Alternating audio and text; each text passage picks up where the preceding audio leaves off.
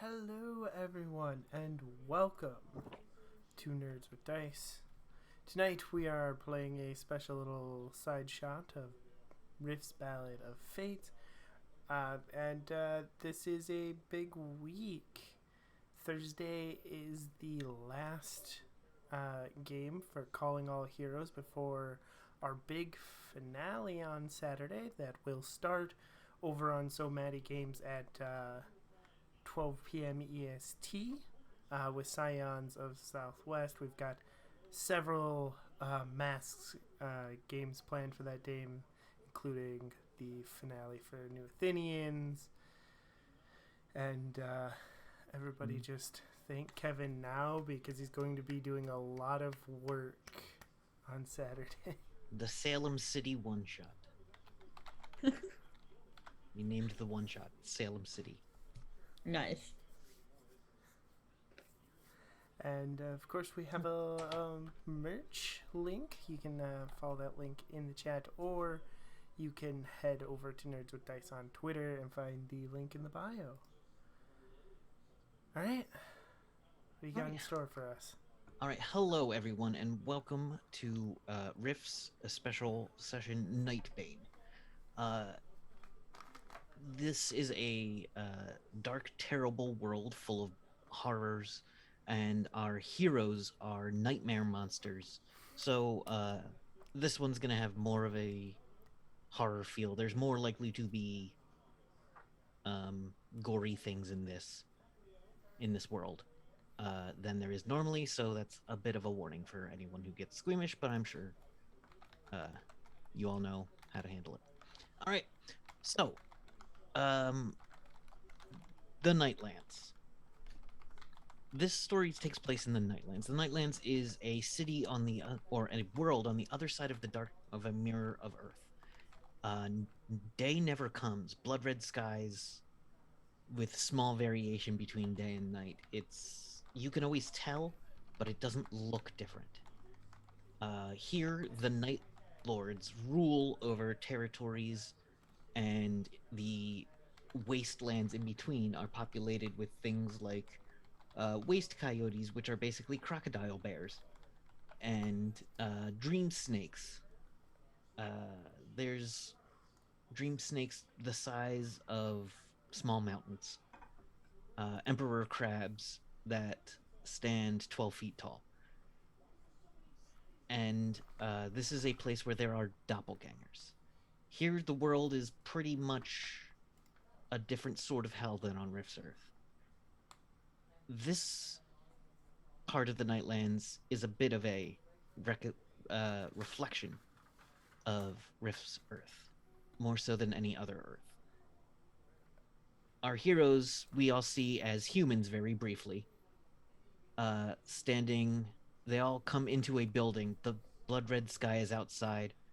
It is a big city. We see what looks to be a marketplace with people walking around wearing mostly rags. Every now and then you see someone looking fancy, and on the edges of the marketplace we see black-clad beings holding long lances. Their segmented armor indicating that they are hounds, the foot soldiers of the Nightlands. There's a sign here that says, "Oh, I forgot to look up this word." It's me before I type literally anything. Nope, that's not what I needed. I need a translation, not a thing. There we go. Os? Le os. This is the bones. You are in the bones. Uh, Here, French is spoken as well as English. The You're in Canada. This is in the Nightlands version of Quebec, in Quebec City, or old Quebec City, wherein it is a reflection of uh, old bones. The place is ruled over ostensibly by Magog, who is based in Chicago, but the reach of Magog barely bothers to come here except to find and destroy potential enemies. But there is a few special events happening, one of which has caused a one of the Night Lords, one of the other Night Lords, Moloch, to send a trusted and well-known witch to investigate. You are all summoned there because you're resistance fighters. You oppose the Night Lords in the Nightlands. Uh, you've probably all worked together a few times, or have enough of a connection to each other that you would, not suspect anyone of betraying. I don't believe anyone here intends to betray anybody. You're all people who think that this world could be better without the Night Lords. And there are better worlds. You meet in a back room just outside the market of a slime monger's shop. Basically, it's fermented slimes with various fungus growing through it.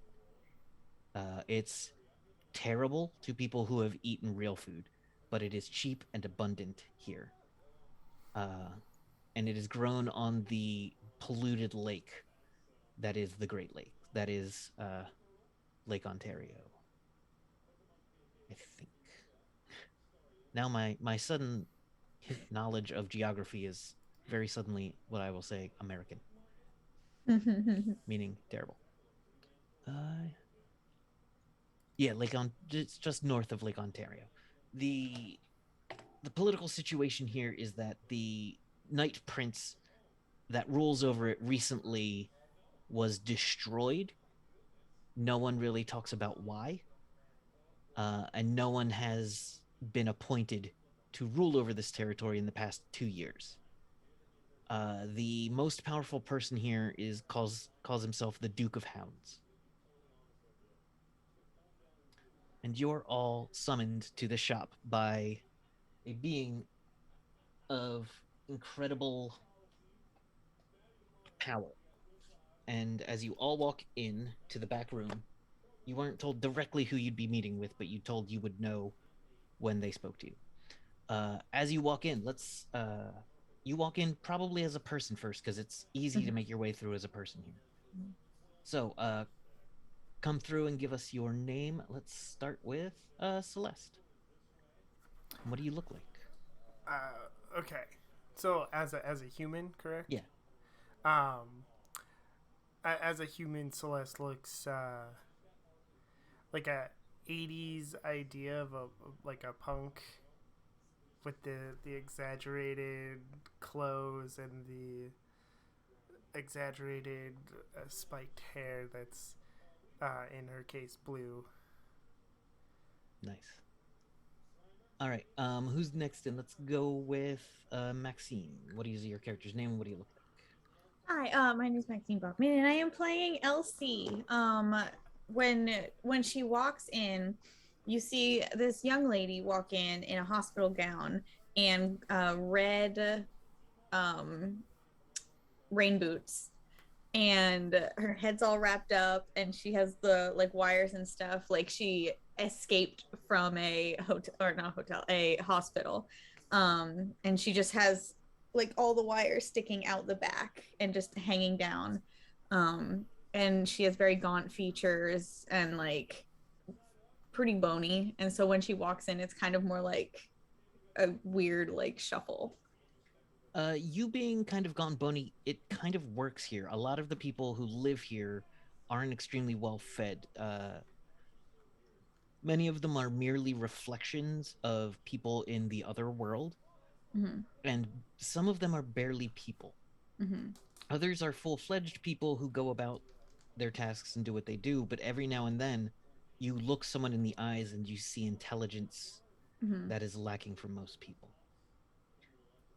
Who else is next? Michelle, what does your character look like? So Parker, she is like 5'6", um, but um she's basically, broad shoulders, square chest. She's built. She comes in, uh, the jacket has seen better days, the pants have seen better days. She's got, wrinkles because she's been just out. Like she's she's been through it. Yeah. She's got a buzz cut because it's easier to take care of. And yeah.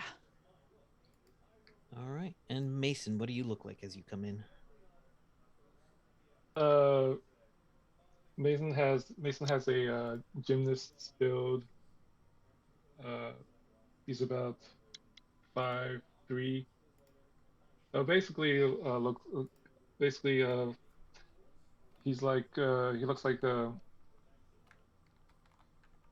amazing Yang from Ocean's 11. Ah, okay. Nice, Gotcha. nice. All right. Sorry, I have to write one thing down and my brain's stuck on it. There it is. All right. So as you all come in, you see a man enter, he has long, scraggly hair, a beard that looks kind of patchy, and he comes in hunched over, wearing rags and a cane. Oh, that's not what I wanted. Just gonna juggle 4 books for no reason. All right. He comes in and looks at you all and goes, "Well, I suppose you're the ones I requested. You're all here to help. Yep. Rare thing. Rare thing. Rare thing.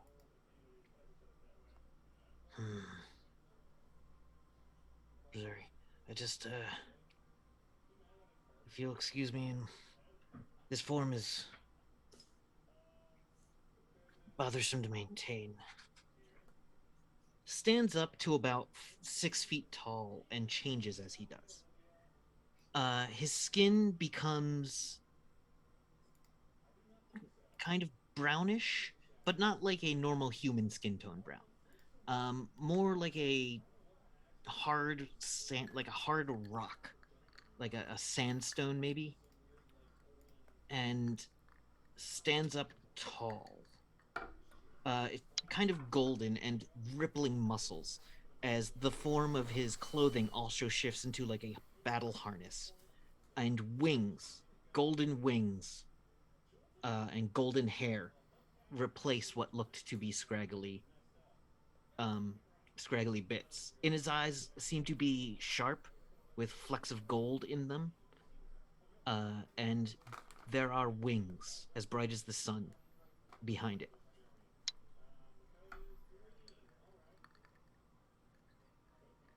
I'm one of the Choma. Our oracles have sent us on a task. You've been brought here because we found out something that's never happened, that something we didn't think could ever happen has happened.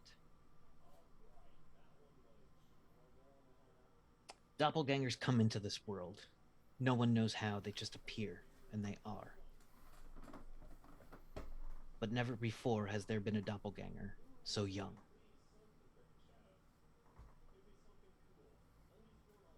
It's been taken, and we do not know what they plan to do with it. But this world is no place for a baby. This child needs to be rescued, and I've arranged for extraction. When it is time, I will give you another thing to hand to the person you're going to hand the child to. Actually, that person will hand you something, and then you will hand them the child. Are you sure it's a doppelganger and not possibly a birth? There's no... The oracles found it. It was... We know who could be the mother, but that person's doppelgangers died long ago. Interesting. Now, the great witch has been brought to find a solution to this thing. They have a trouble dealing with it, so they have encased it in some soundproofing. It will probably be easier to carry it that way. You need to go break into the grand altar and extract this child.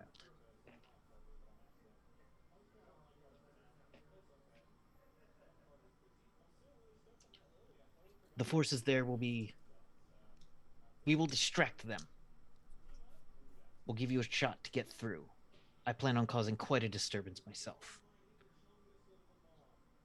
When I get upset, the forces of the Night Lords are easy to vent my feelings on, such as they are. They are definitely not nice people, that's for sure. Do you have any questions for me? You have any intel? Best way in? Do we have a rendezvous point?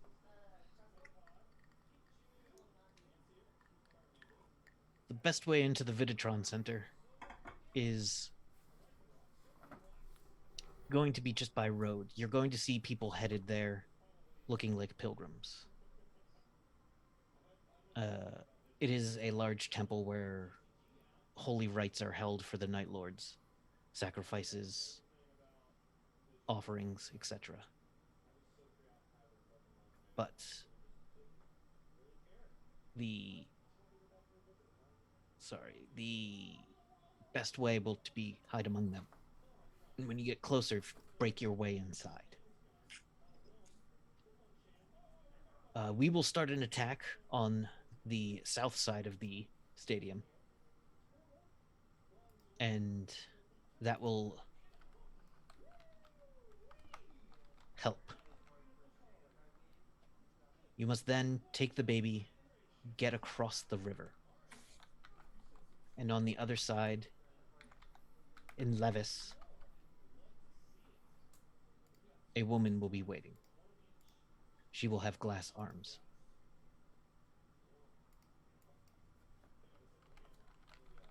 Will she be able to hold the baby, or will her arms break? She'll be Should we fine. bring duct tape?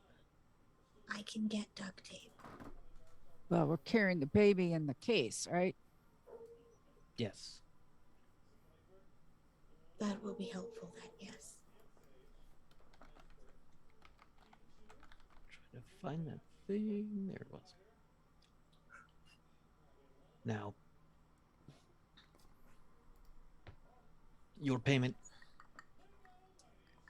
will be in form of universal credits, or we can produce it in gold bullion.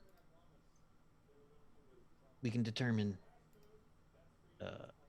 we can determine such after you live.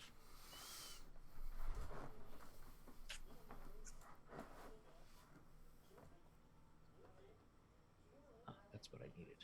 I was in the wrong. I was looking at Quebec. Oh, I was looking at Montreal. I need Quebec. No. There we go. Ah, yes. No, yes, Levis is where you will be headed. It is a small, formerly a neighborhood, but here it is a ruins. A place that was bombed out not that long ago. The Plains of Abraham sounds like an awesome name for a place, though. But you must go to the Vidatron.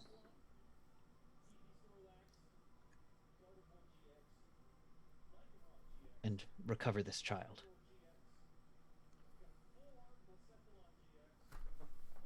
All right. Are you ready? I'm always ready for an adventure.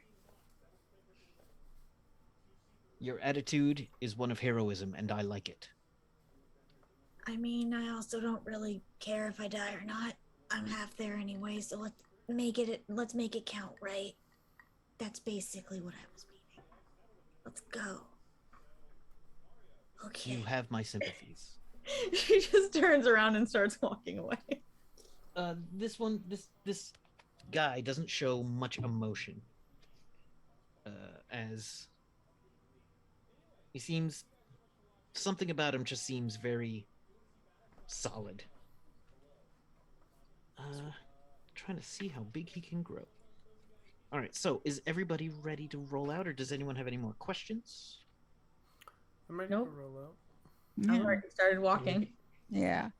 Parker just makes sure that the sword is kind of covered but ready, kind of have a cloak, covered hood, have it raggy, the usual blend in with the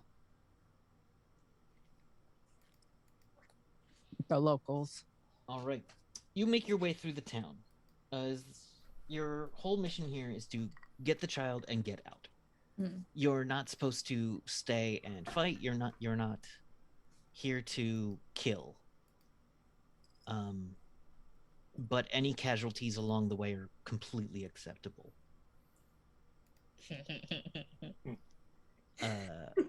And as you know, many of the people here are they seem like shadows of people more so than. And some Nightbane treat them like they aren't true people and are thus not a problem, and others treat them as though they were, people. But there are also other weirder things going around.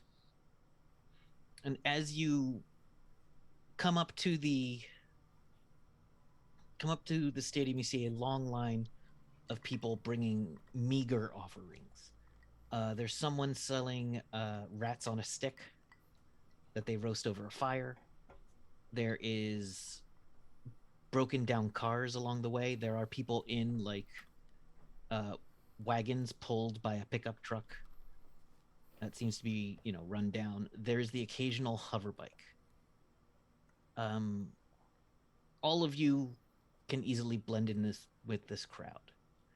As you get up closer and closer, you see that there are two kind of guards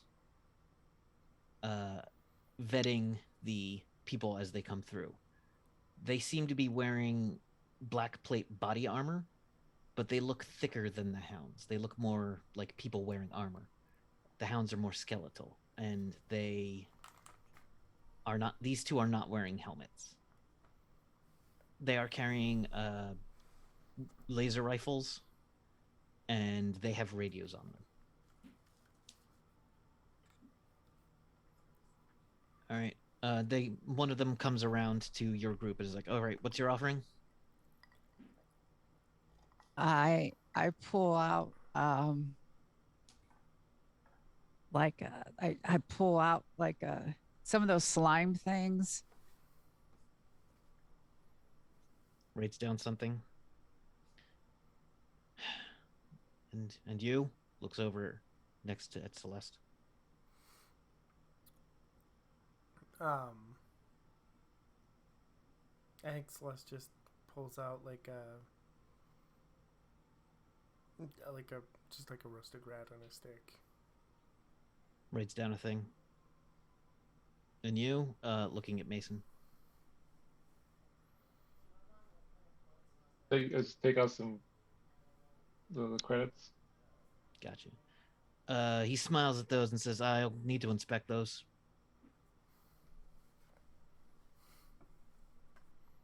Sure. Slides five off for himself, and then hands you the rest back. And then looks over at Elsie and goes, "And you?" Elsie will reach. She has like a messenger bag that looks like a bag you'd see on the side of a motorcycle. And she'll open it up and pull out like one of those mini canvases that she had painted. It looks like a person sitting on a motorcycle, but it's from their perspective of just like an open road. He scoffs it. All right. Wait in line. Wait your turn. We will be told when to approach. Do not speak to anyone unless spoken to. Do not cross us, as we will destroy you. Your wait time is about 5 minutes. You see another group of pilgrims, one of which attacks another. And just a big...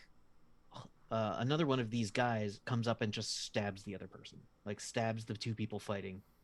And just, like, the guards take them down and just haul them off. And just drag them, looking half dead, bleeding. And they drag them back towards the Videodrome. Or what is it? Videotron Center. Statement, nice. The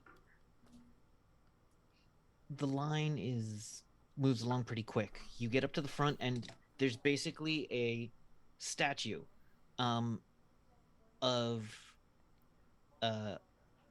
Magog, who is one of the Night Lords. Magog is kind of squarish as a being, but has massive shoulder spikes, kind of a squat head and face. A bit dark Middle Eastern features, because ancient. Well, here's the whole story. They were ancient Babylonians. This is something that some people believe is they were ancient Babylonians that were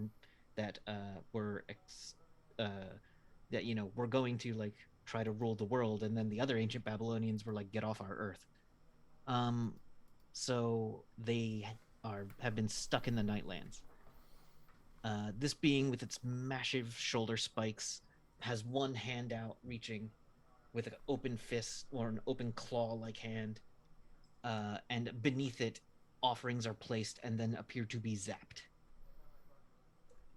There is blood here on the ground, as though sometimes living things are offered. Behind it is the main, about 20 feet away is the main doors to the stadium, where you see a pair of hunters or a pair of hounds standing.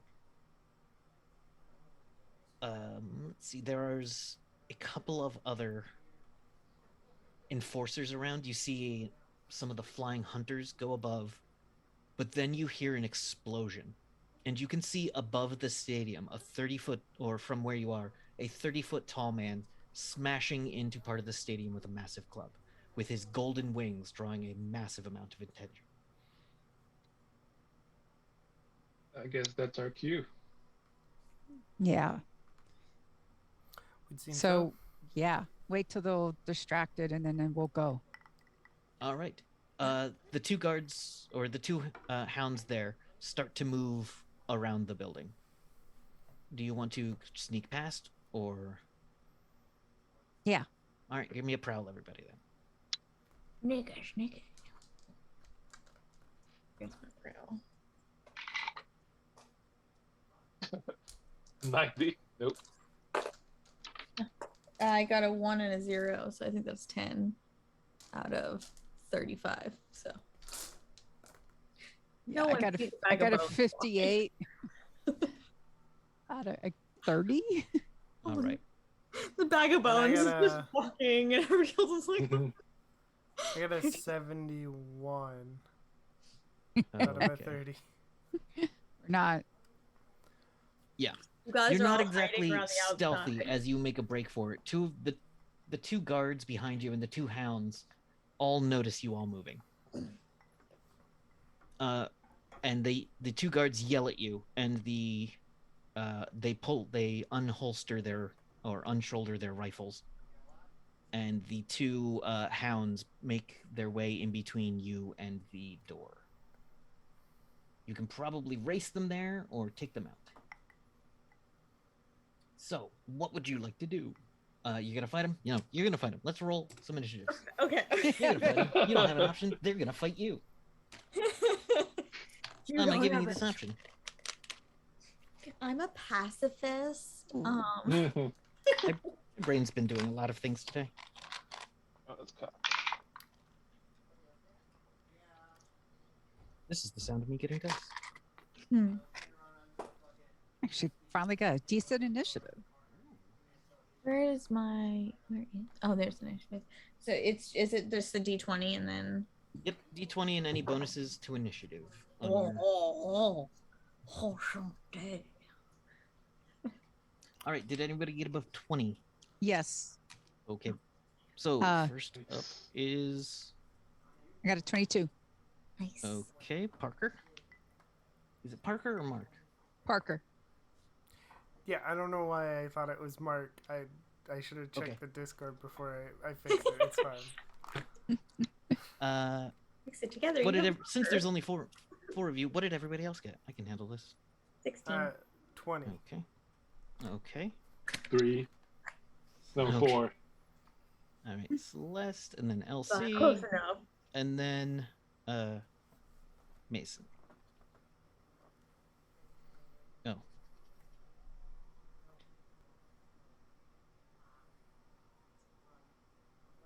Well, let me see what I get for them. Ooh.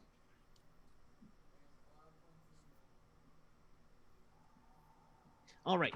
So, Parker, you're the first to see these creatures moving in.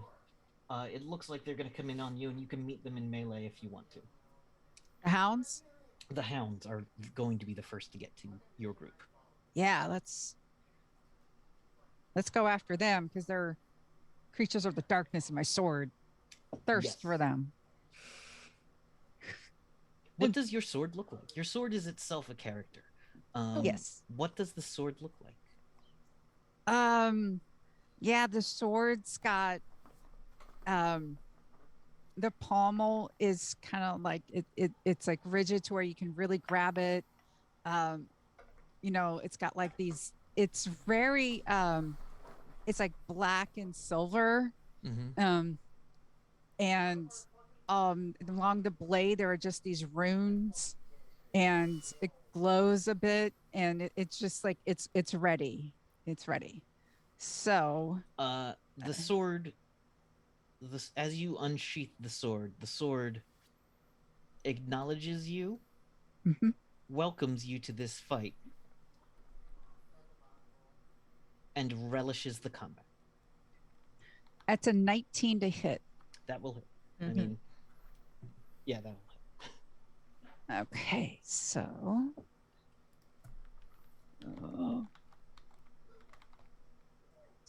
41. 41 damage. As you lay into this thing, you hit it quite hard. So H1, H2, D1, D2. 2 dudes. All right. I guess I get to hit it again. Yes, you do. If you'd like to take a second action, we'll do the same thing where we take a couple of actions. That is a natural 20. Okay, that'll crit. Did not get a natural 20 on the attempt to Are you parry. sure they want to fight us? Are you sure we want They are sure they want to fight you. to? Yeah, we're just 4 humans. Ugh. That's 92. Okay. You basically cut it. It's still functional, but you've put massive damage onto this thing. A large gouge is missing out of the middle of it where your sword lays in and just carves out the black material. There is nothing inside except more black material. You are not leaving bleeding wounds. You are leaving gaping skulls or scars and valleys in this thing. After a series of sword blows, there's like parts of its musculature are missing with the exactitude that if that were a person, would have like carved out part of the calf. Unfortunately, these things are still standing. All right, up next is Celeste. It takes one action to transform. Yeah, and I'm going to take that one action to transform. While in the Nightlands, it takes one action to transform. That might be different elsewhere, but what do you look like when you transform? Celeste looks like a G.I. Joe action figure type doll, including like the weird armor that they usually have, and like a pack with like a toy parachute in it, and she has like the canteen and stuff. There are things on your belt that look like they never come off. Yeah, but they're. But for you, supposed they to- might. Yeah. Do you shrink or like, Yes, I do shrink down. I lose 1.5 feet of height.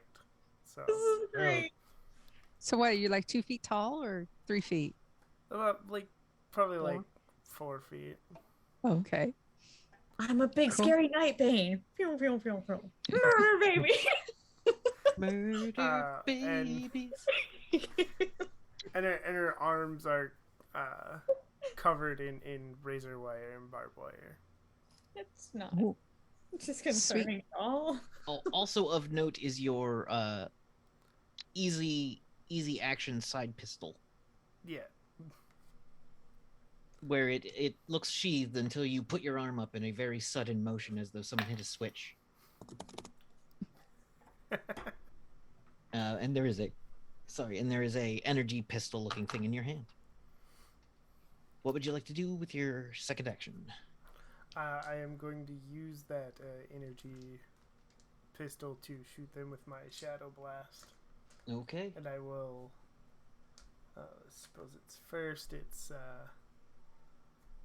see if I hit. That would be 12. Let's see. It's negative to dodge because you're using a pistol in. Yeah, it rolled an 18, but the negative brings it down to a 10. Because you're close enough that it gets a negative 10 to dodge energy blasts. Okay.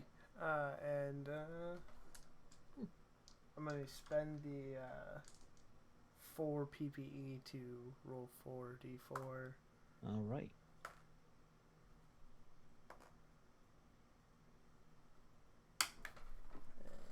Nope. Where did it go? As the dice go wandering off into Okay, plane so of existence. 12 damage. All right. To the same one that was engaged, I take it. Yes. Right. You lay a shot into it, and it burns off another part of it. You're capable, but you are not holy sword of vengeance powerful against a single target as this. All right, Elsie.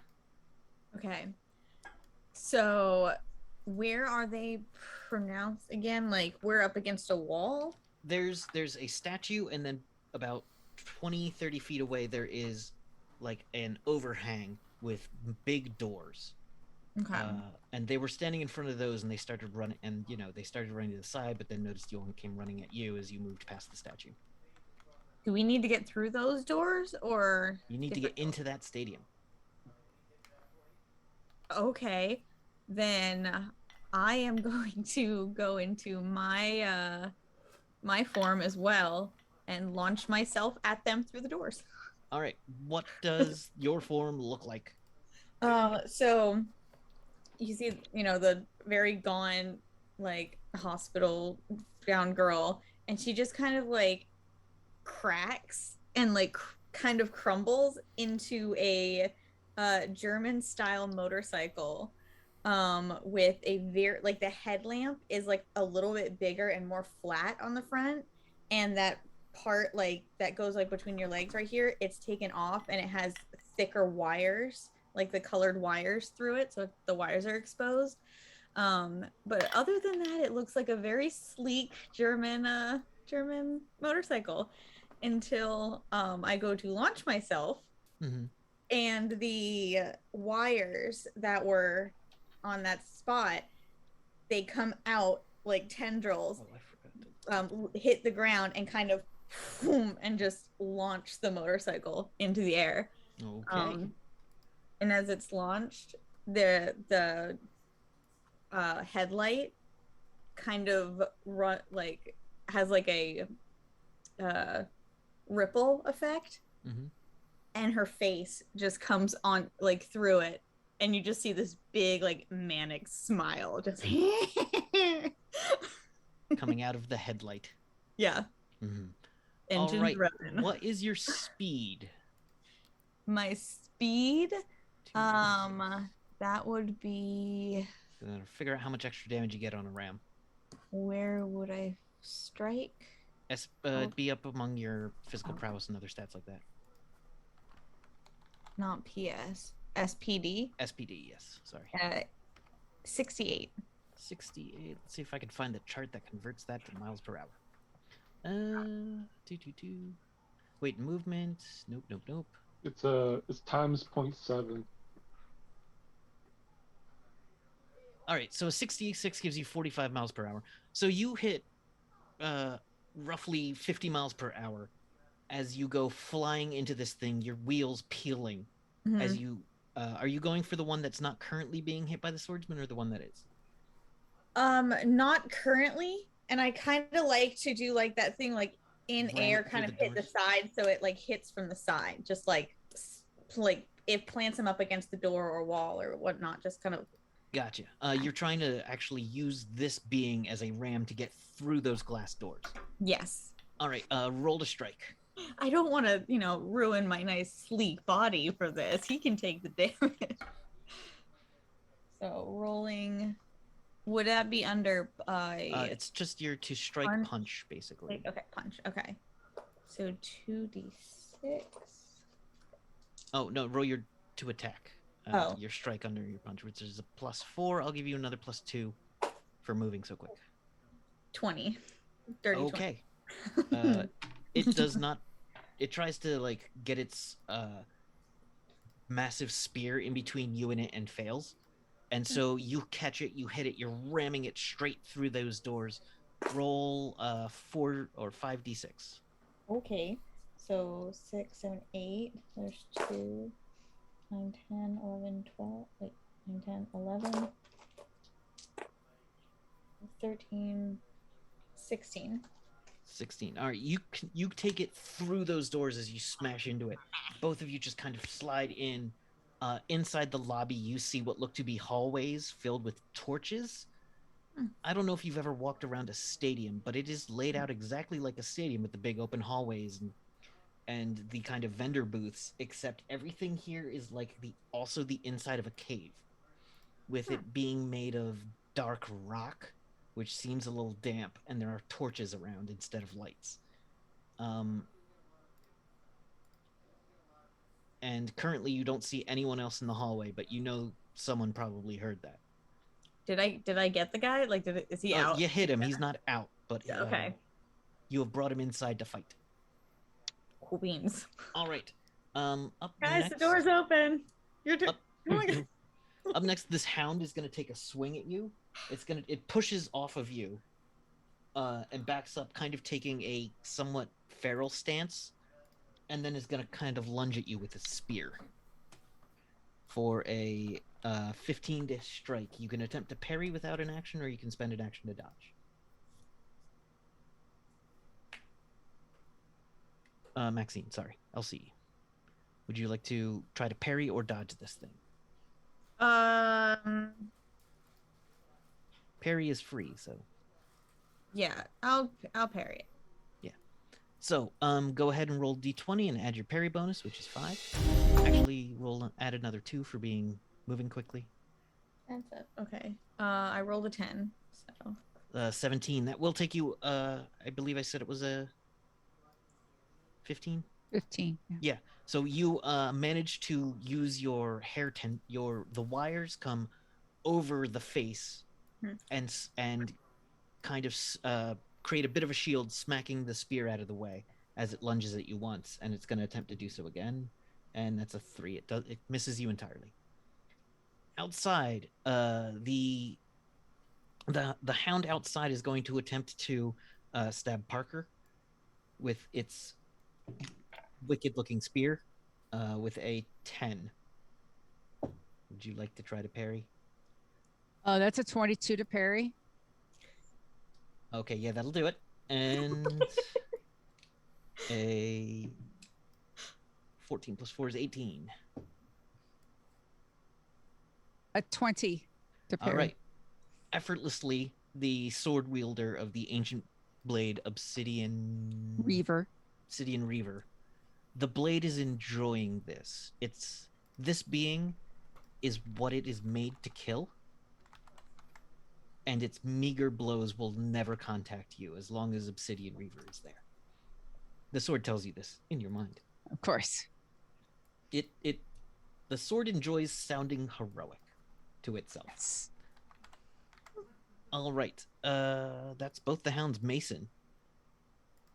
There's those two guys kind of like behind you, and then the two hounds. The one hound is inside the front of the stadium now, and the other hound is attempting to do something with the swordsman, but it looks like the swordsman is just not going to be hit. Yeah, Parker's got that. Yeah, Mason will transform. Right? What do you look like?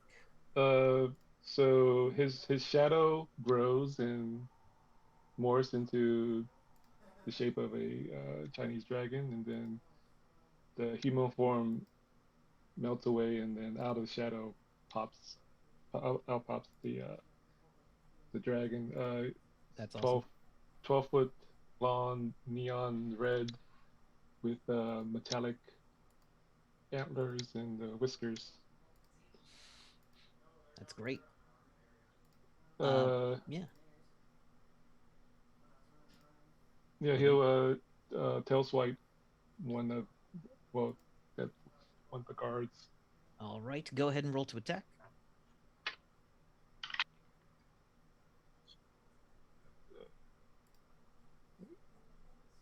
12. No. All right. Only 11. Oh, what's your horror factor, real quick?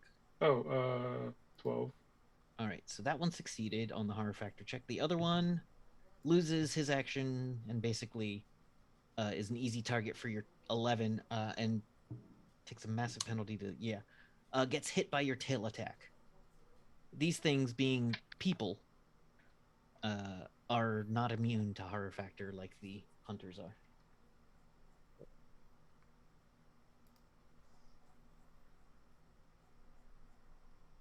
So 62 points of damage. All right, you hit into this guy, just wailing on him. He goes flying. There's a crumpling sound as his armor hits the ground in his head, and a sickening thunk as his skull contacts pavement. Yeah, I just bat him away. All right. The other guy is going to attempt to shoot at you with his laser pistol or laser rifle. It looks to be some kind of coalition laser rifle knockoff. It shoots at you with an 8. I'm armor rating of 14. Okay, it doesn't do anything to you. Because armor rating is a thing. If you have it, don't worry about it. If you don't have it, don't worry about it. Your armor rating's kind of like an armor class. And this doesn't hit your armor rating at all. So hitting a dragon's tough, y'all. Parker. Yeah, continue on the one. Mm-hmm. Oh my God, I kid you not, it's another natural 20. I believe you. Remember when I said we'd never roll like this in a normal game? Yeah. So it's 91 points of damage. That kills it. With your first hit, you slice this thing clear in half on a diagonal to the point where its arms are on different sides. Its neck starts to crumble, and as it kind of gets cut apart, it turns to dust as it starts to break down immediately from your sword's blow. Your sword is haughty about this one. It says, a perfect blow Because of you. because of us. And then I want to run to. Can I get to the other one? Yeah, we can say you get up there. You get through the doors. Let's say you jump kick a last bit of glass out of the door for style, and then you land inside with your sword ready to go. That's a 24 to hit. That's unparryable. Yep, you get it. That's only 21 points of damage. Okay. All right. Celeste, there's this one guy, and the other is down. What do you do? Yeah, I'm gonna take a shot at him. Ooh, thunder.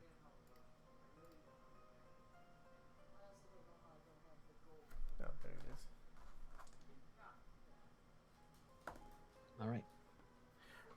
Roll a 7. What did you get on the die? Is it under 4 on? Is it 4 Yeah, it's a low? 2 on the. So it's a complete miss.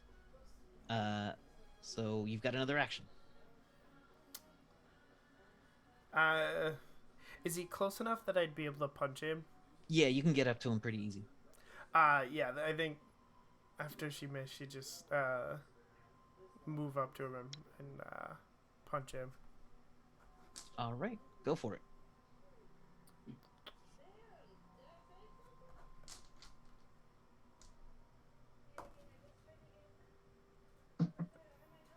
That's a 14. All right, and his 12 does not parry you as he tries to impose his rifle, which is bad for parrying. As you make your fist to move in, as your combat grip goes into a fist, the razor wire kind of slides onto the front of your knuckles as well. So cool. So cool. And I do 9 damage. 9 damage to him. You catch him square in the face. I'm trying to think. Did you just roll low? Yeah, I rolled a lot of 2s. Oh, I'm sorry. It happens. Mm-hmm. Oh, okay. Because of the vagary of this system, yeah, you should be rolling 66 for a punch. Nice. Oh, Or no, okay. 4d6 for a punch plus 13. Because of this system, Oh, that's right. So yeah. that's not. I clicked on it and everything went up by 1 because it just finally did the math. Oh, okay. So, and I get the 1 extra d6 for having the razor wire, Yes. which would be so.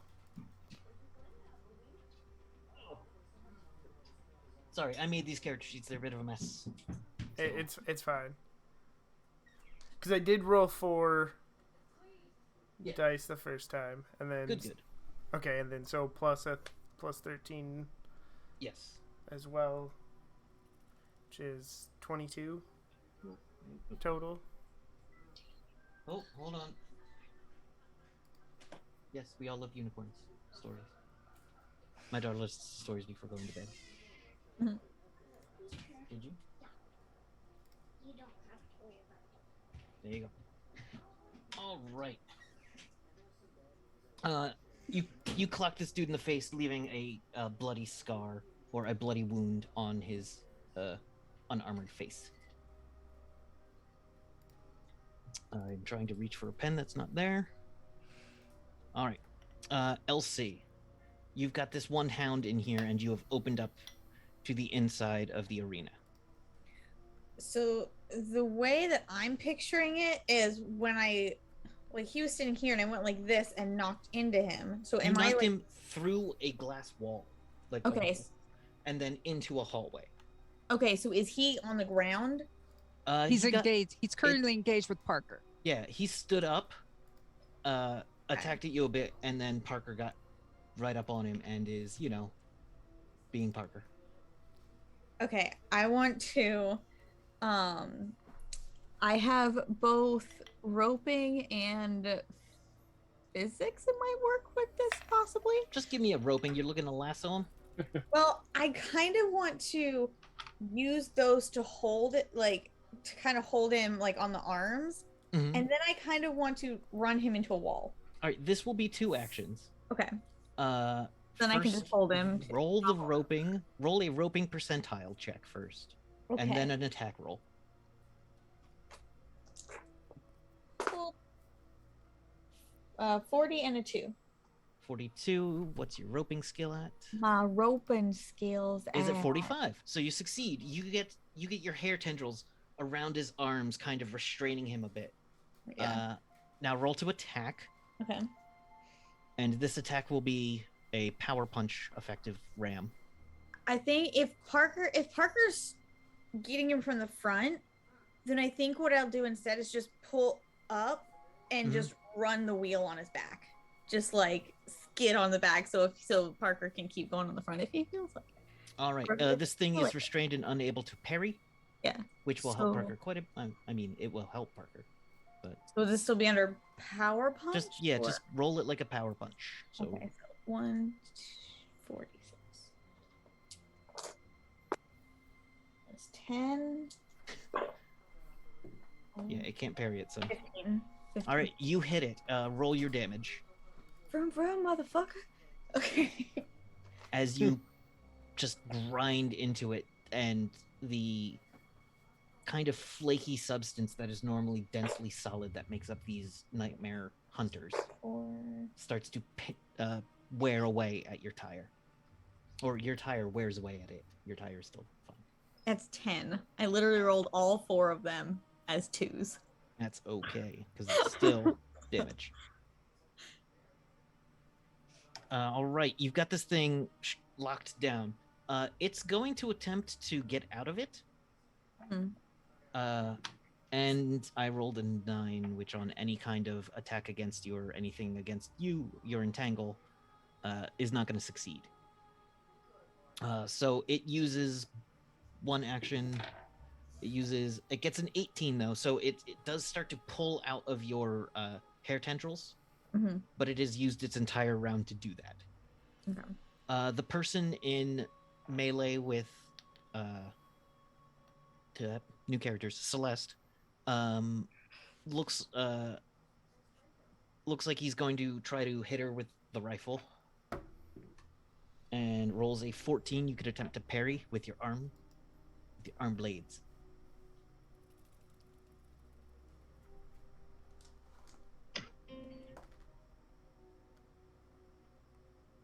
$23. All right, 23 will do it. And he'll try again and rolls a 1. Just missing you entirely, stumbling past you, putting himself in a vulnerable position where you're behind him. Anyway, it wasn't his turn yet, but oops. Oh well. Mason. I combine him with the hounds now. There's this one guy, and there's the other hound. Or you could look around to see what else is happening. If you would like a lay of the land, just give me a quick perception roll. Oh yeah. What is the chaos looking like with a 5? With a 5, you just see one big dude trying to smash at a building and a bunch of things trying to swarm him. This is the first time you've seen real emotion from the angel you met, angel-like being you met. And it seems to just be like destructing part of the stadium. More so than hitting any individual, it is just taking this building to pieces from that one end. It's a big building, so, you know, we'll see how far he gets before he gets driven off, but... Is he angry, or does it look like he's enjoying himself? It's a bit of both. It's kind of like a righteous fury. Yeah. Alright, I'm going to do a bite attack against the guy. Yeah, he's put himself attacking. That's Celeste. Yeah, Celeste. He's put himself in a vulnerable position by like accidentally throwing his body past Celeste. That's a 13. Right. All right, you get him. As he can't dodge out of the way in time.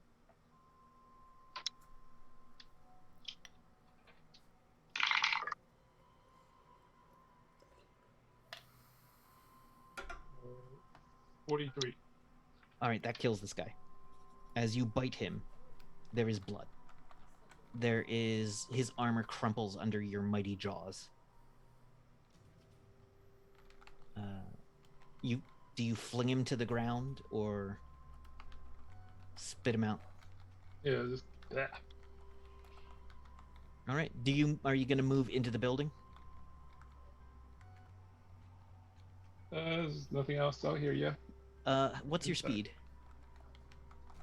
Well, it's a lot flying. All right. Do you want to let Celeste grab on, Yeah. or do you pick up Celeste? How do you generally transport an ally? Well, if they want, they can climb on my back. All right. Celeste, it's very obvious that Mason's going in. You grab, and you easily slot on, as it feels like you just click into position on the back. There's suddenly a little harness around your ribs. It's just like a little harness appears. Comes out of your backpack, actually. And you go swooping into the stadium. Inside the stadium, there's that one hound. You can see that there is open hallways and then hallways down to what look like rafters or stone, just like chairs. Stone bleachers, because chairs have backs, bleachers don't. And this is not a place made for comfort. There, you actually see a trough kind of at the bottom of each row for collecting fluids and whatnot. And is this a dome? I believe it's a dome. Yeah, it's a dome because this is a hockey place. As you see into the bleachers, you also see a massive stage set up on one end of the middle, as though, a place getting ready for a concert. Though there is a number of people up on that stage, some of them seem to be standing near a big wooden box. And it looks like a couple of priests are hovering around, anointing the box with blood.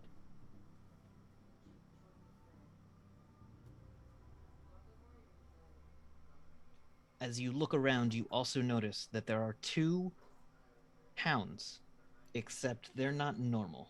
They are 12 feet tall. I don't see anything wrong with that. That's fine. Height's not an. It's fine, guys.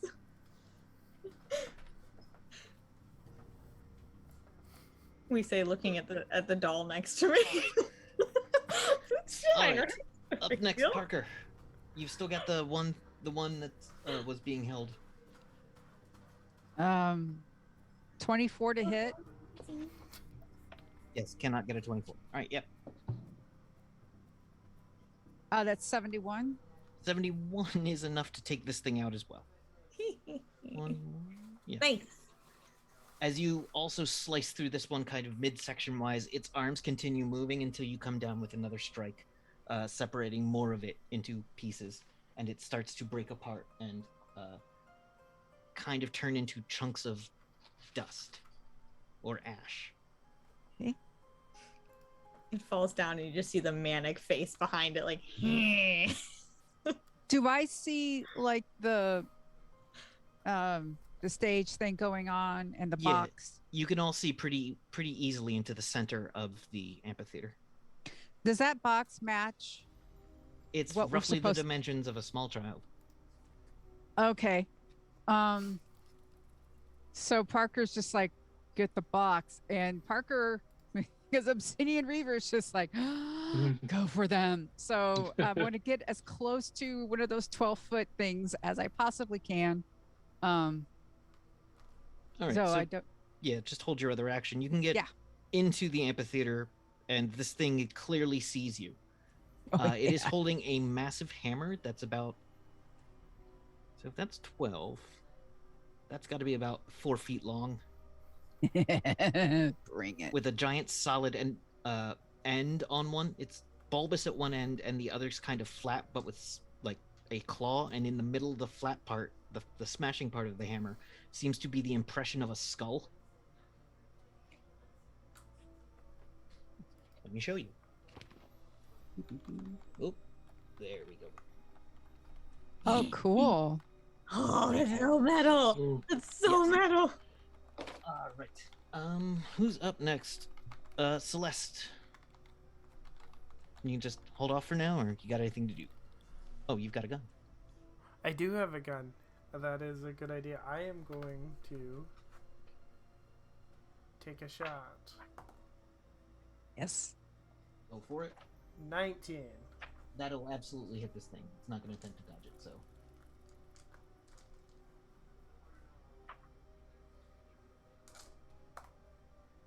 So that's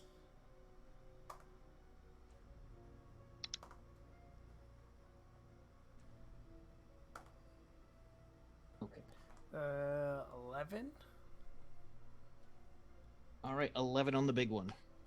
There are 2 of them in here.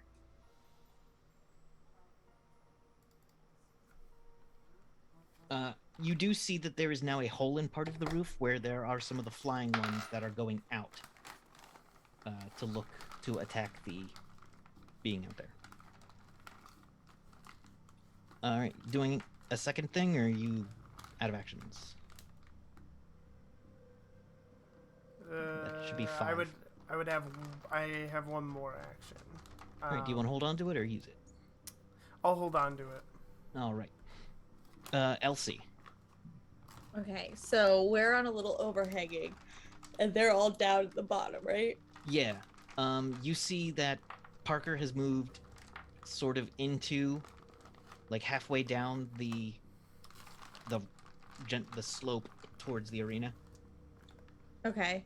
I'm just gonna look over to Mason and be like, "Want to go for a ride?" And I will wait for Mason.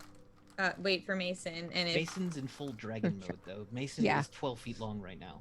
oh, And- I don't know why I'm thinking Mushu this whole time. No, it's not small. No. I'm like a badass Still- Mushu. Is right. still small for a dragon, but yeah. The only thing you Alright. can do is pick up Parker. That's- Yeah, you couldn't pick up Parker is what I was trying to get to. Okay, if Parker will let me, then I would like to do the whole launching thing again. So. All right, so you swoop up Parker. Yeah. Parker, do you have any motorcycle skills? Yeah. I think you do. Crap. Yeah, I can have just hover roll cycles. on. I have Hold hover on. cycles, cycles, and ride bikes at 73%. Since this one is smart, that will count for this. Yeah. Oh, also, yeah, the brain part, the wires seem to Mhm. connect to a bit of like where the wires meet the back of the headlamp is a bit of a chrome Mm-hmm. model of a brain It's with just the like wires coming out of it. Cool. very liquidy, so it's probably like. Yeah, It works. that's weird. All right,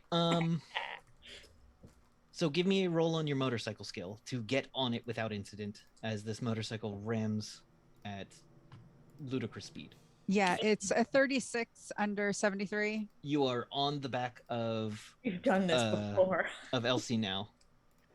And Elsie, you can get right up because you're so damn fast. You can get right up to the Greathound. Yeah. I'm gonna do that. All right, so you're there. Yeah. Oh, and you're gonna try to tackle this one as well. Even I though mean, it's on mine as well. I'm going ludicrous speeds. I have to stop well, somehow. you're I going might like as well 50 stop miles an again. hour. Yeah. All right. Well, I rolled a 17.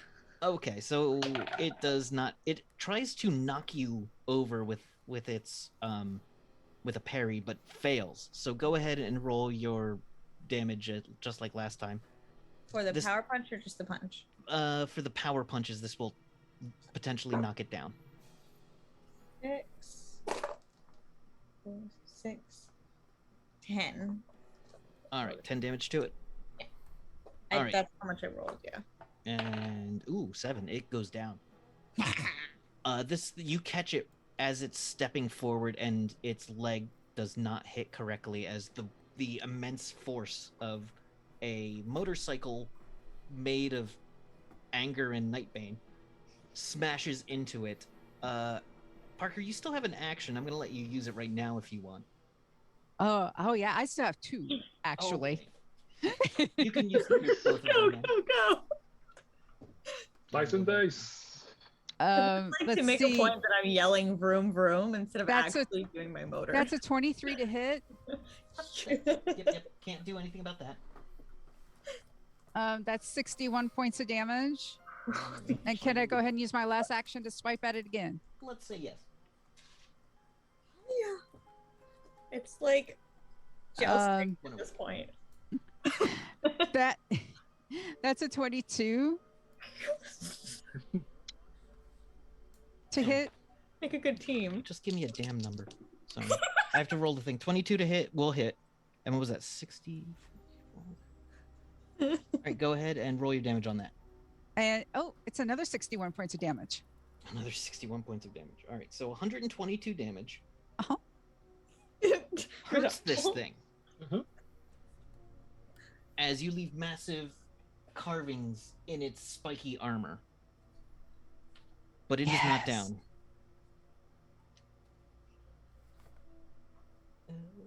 Sorry. Let's just do that. All right. Up next is the Hound. It's gonna get one swipe on y'all because it's gonna have to. It gets to one knee and attempts to swing at both of you, but gets a 5. Of course, it just completely misses. Mason. How many priests are surrounding the box? You see 4 priests, but one of them seems a little shorter than the others. That one has a long, thick beard coming out of the front of the robes, whereas the others don't.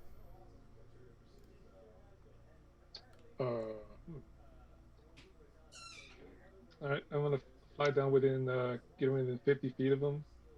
Mm-hmm.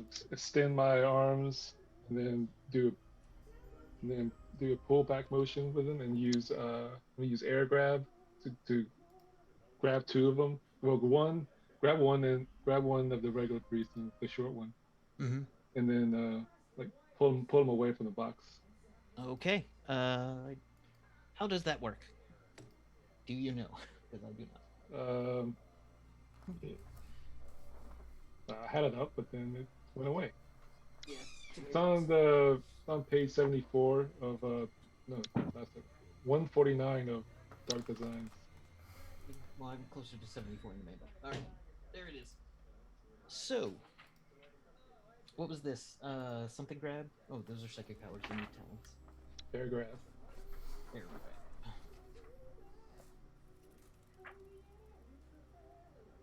Of course. Of course. Right. So I can hold a person for 2 actions or roughly 5 seconds, Mhm. during which time can I move or physically attack. They can try to break free if only if their strength is equal to or greater than the Nightbane's. What is your strength? 47. Yeah, they're not going to. Must know they're being this targeted power to avoid it, even then they need to roll 16 or higher to dodge. The one guy will attempt to, the regular priest, and just fails completely. As they see you do this, and it's just lifted up into the air. The other one, you begin lifting them into the air and you get them into the air. Yeah, does not dodge it either. Alright. They have spent their entire turn, no, their entire, cycle of actions doing things to this box. Does anyone have, any actions left? Do you have another action, or Mason? No. Okay, anyone else have an action left? Celeste. I don't know where to know about that. Actions is... Actions per melee? Up above, yeah, it's actions per melee. Up above Okay. weapons and attacks. I did. I think You've got one left, I think. I'm okay. But yes. So I've been doing like 2 at a time. So. But first, Celeste. I would like to. You're muted. No. Sorry, forgot about that. I'd like to use my last action to take another shot. At whom? Um, The big one or one of the priests? at one of the priests. All right. One's being held aloft, or 2 are being held aloft.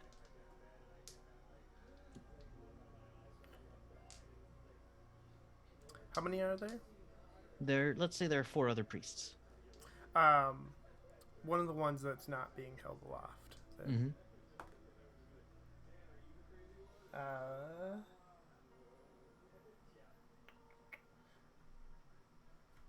That would be a 16.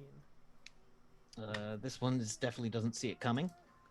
So go ahead and roll your damage. And a cat meows somewhere off in the Nightlands. There's always stray cats in stadiums. They like. Well, it's to handle the birds that live in there. Yeah, exactly. I'm gonna try not acknowledging the meowing for a week and see what happens to it. Then. 12 damage. All right, 12 damage is enough to catch that priest unaware, and basically take that one priest down. Yeah. And Elsie, you've got one thing left. It's transform, double. Actually, you might not, but whatever. Go for it. Yeah, I think I just want to, since I'm already down there at the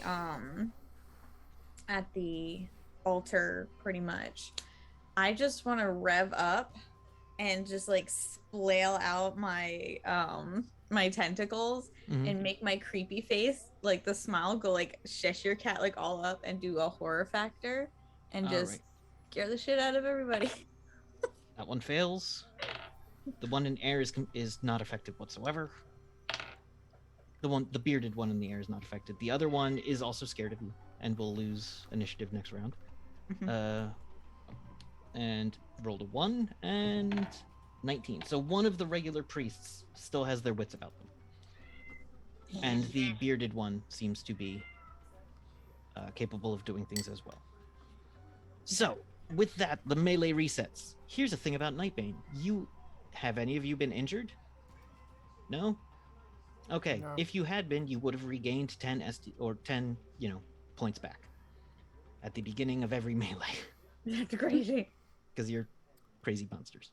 You want to just keep the same initiative? Sure. Yeah. All right. Works for me. Those guys did not go up there. All right, so Parker, you're up first. You've got the giant thing next to you. Yes. And once I have my sword in my hand, that is it's everything. 26 to hit. Yeah, it can't parry that. 51 points of damage. All right, it is still standing. This thing is very strong. Turn the page. There it is. But 172, 173. Oh, this one's only a 16 to hit. It might be able to parry this, and it does not. Okay. But that did. And that's 71 points of damage. Okay. Still standing. This thing is incredibly tough. Have to do math in my head. 2, 4, 3. Gotcha. As you wail into it, you score hits where tendons tend to be. But again, this thing isn't a being with such things. You leave gaps. Like, normal people could put their hand through the gap you leave in this thing's Achilles. Celeste.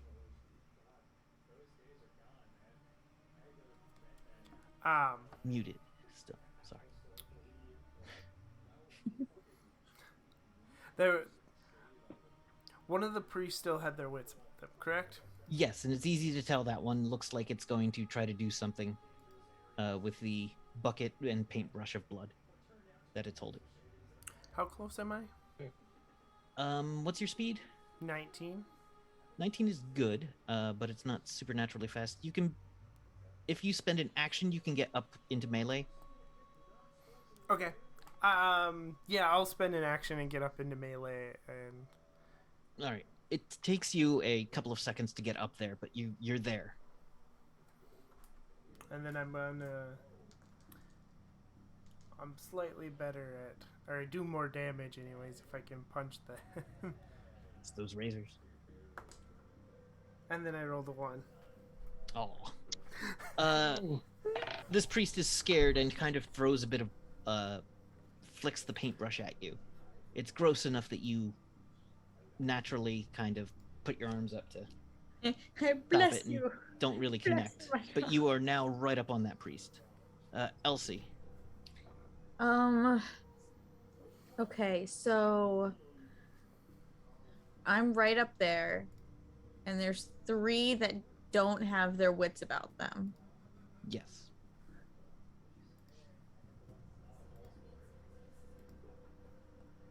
Is there any way? Because they're right out in the middle, and there's nothing to back them up against except for the altar box thingy, right? Yeah.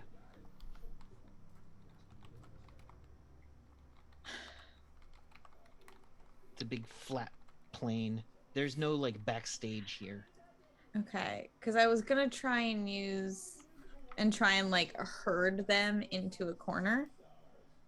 You know, But there if you is- want to spend an action, I'll let you do that. To herd the 3 that don't have their wits about them away from the box. Okay. I Uh, just like have them splayed out when I come down. I just kind of look Should've given here's you more Elsie. Should have given you more rodeo skills. I told you they would have come in handy. What does a motorcycle need with rodeo skills? Boy, I'll find out. I will make it work. These 3 are effectively locked down as long as you're cycling around them. They can't really get like anything to you. One of them tries to put a hand out and like throw some magic.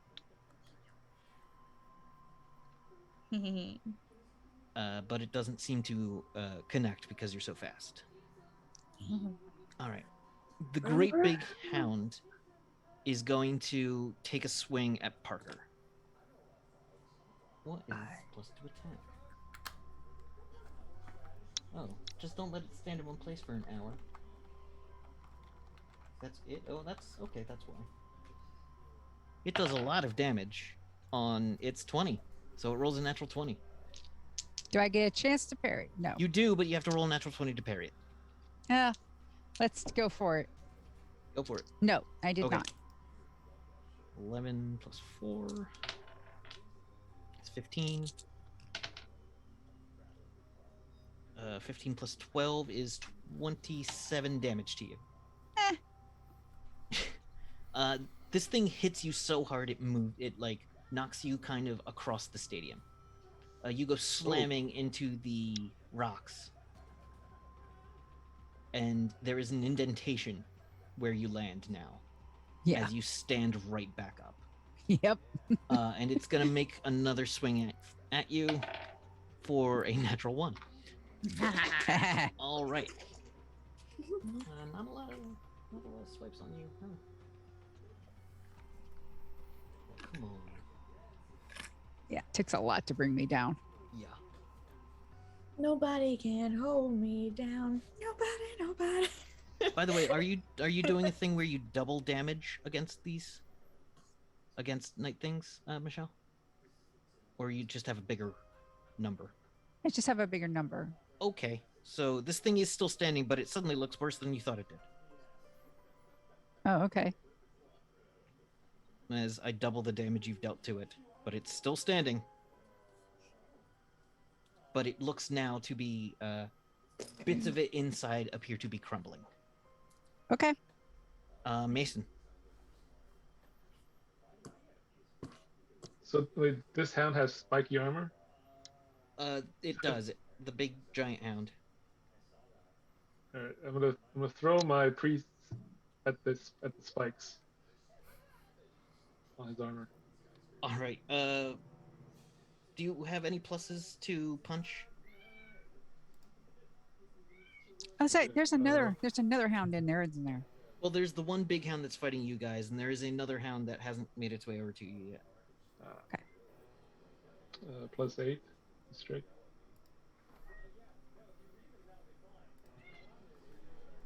Okay, so that one will recover its feet, and that one will not. All right, the lesser one does not recover its feet in time.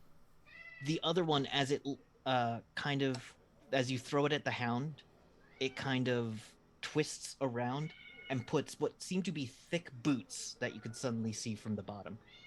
And as the hood flies back, you see a dwarven woman's face with a massive beard, and I think she has brown hair. And you see her summon a giant hammer into her hands. As she, suddenly not wanting to be hit by the big thing, is actually going to, she actually smacks the big thing with her hammer, and there is a kind of blue fire on the end of her hammer as it hits into it. It is like a Mjolnir hammer, like a one-handed. Boom, and it hits into it, and the thing kind of just like, part of it explodes out, but it reels back. There is now a giant crevice where she landed, or where she would have hit, and then she falls to the ground and rolls. All right. Mason, what do you do with your second action? The other guy takes your normal strength damage. Okay. So what's your normal punch?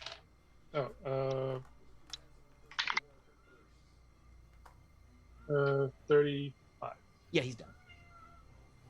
As the other guy hits a different part of the spikes and is just impaled with a bit of a scream. He is still alive, but stuck. Up next is the humanoids, I should say.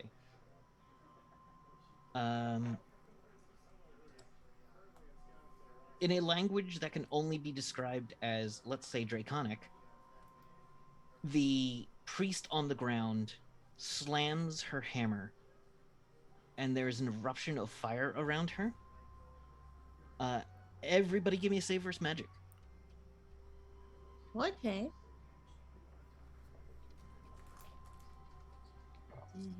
That's D20 plus your bonuses, right? Yes. The DC on this is 14. That's 16. I've got a natural 20 plus 3. All right, so you're good. 19.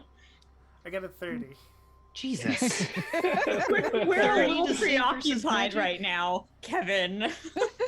So this massive spell, which just burns the very dirt that is on the floor of this arena and the dried blood, basically turns to fire for a moment. And all of you are still standing in the same exact spot, seemingly unfazed.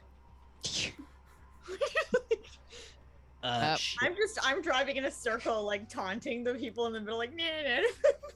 Not even paying attention. Yeah. Oh, you're not anymore because those priests did not get a 30. Oh. Oh. She doesn't care who Yeah, else she- Does not GAF. You can You see know what? I think I did that. I'm going in a circle and they just like, I was like, Actually, you didn't do it. Because you're so smart, you figured out that That's she cast true. a spell, and if you tried, maybe you could see what word she said to cast that spell. You probably couldn't cast it yourself. But you could decode it if you wanted to. I could, and then I could use it in the movie that I'm making with Yeah. Nobody knows that though. What am I talking? I'm not saying anything. My GoPro's not turned on right now. The woman then looks at you all and goes, Shit. Lord Moloch, Lord Moloch doesn't need this. And she slams her hammer into the ground, leaving a big burst of what looks to be fire. And when the fire comes down and you can see again, she's not there. there is a mark now on the ground. It is a dwarven-styled flame marked into the ground. From a one-handed hammer, not a two-handed hammer or anything else. Hmm. For those watching, it would be similar to the mark that was seen on armor. What did I call it? The artillery or armory? The armory's armor.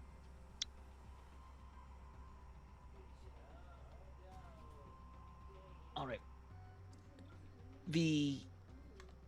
That one's gone. All the priests are dead now. There's the box, and you see a bunch of hounds kind of rushing in.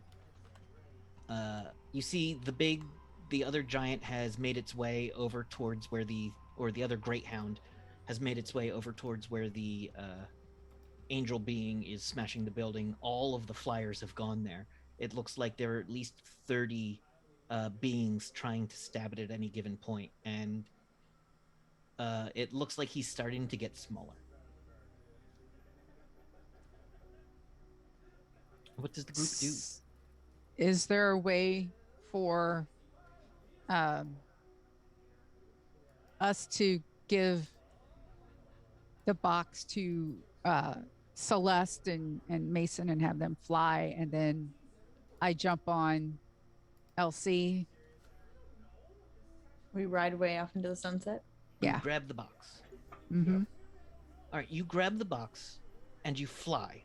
Should we With check your- to see what's inside the box first before? Inside the box, so in the quiet place too, there is a box with the baby inside that is like some stuff to keep the baby with air and comfortable Yeah. temperature-wise, but it can't be heard outside.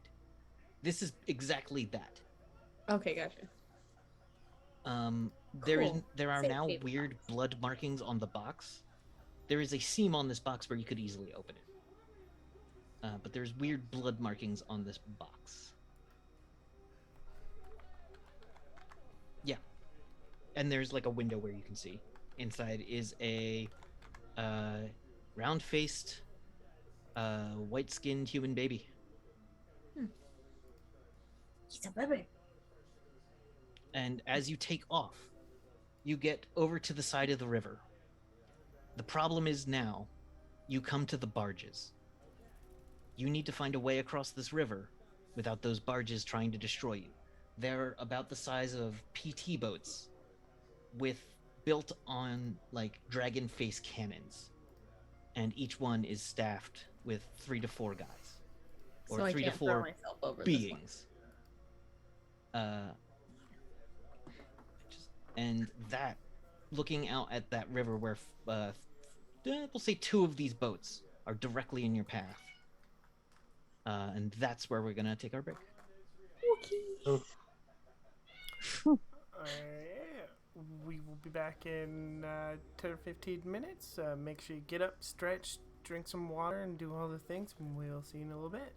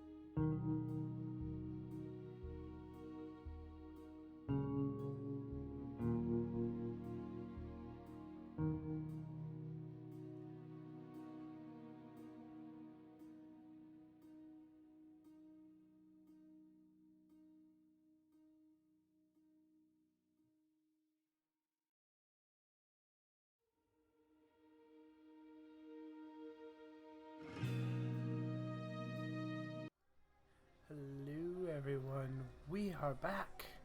Welcome back to Riffs Nightbane. What did I call this one? Nativity Scheme. That's Is amazing. the name of this episode. That's amazing. I felt I needed more credit for it because many people don't notice.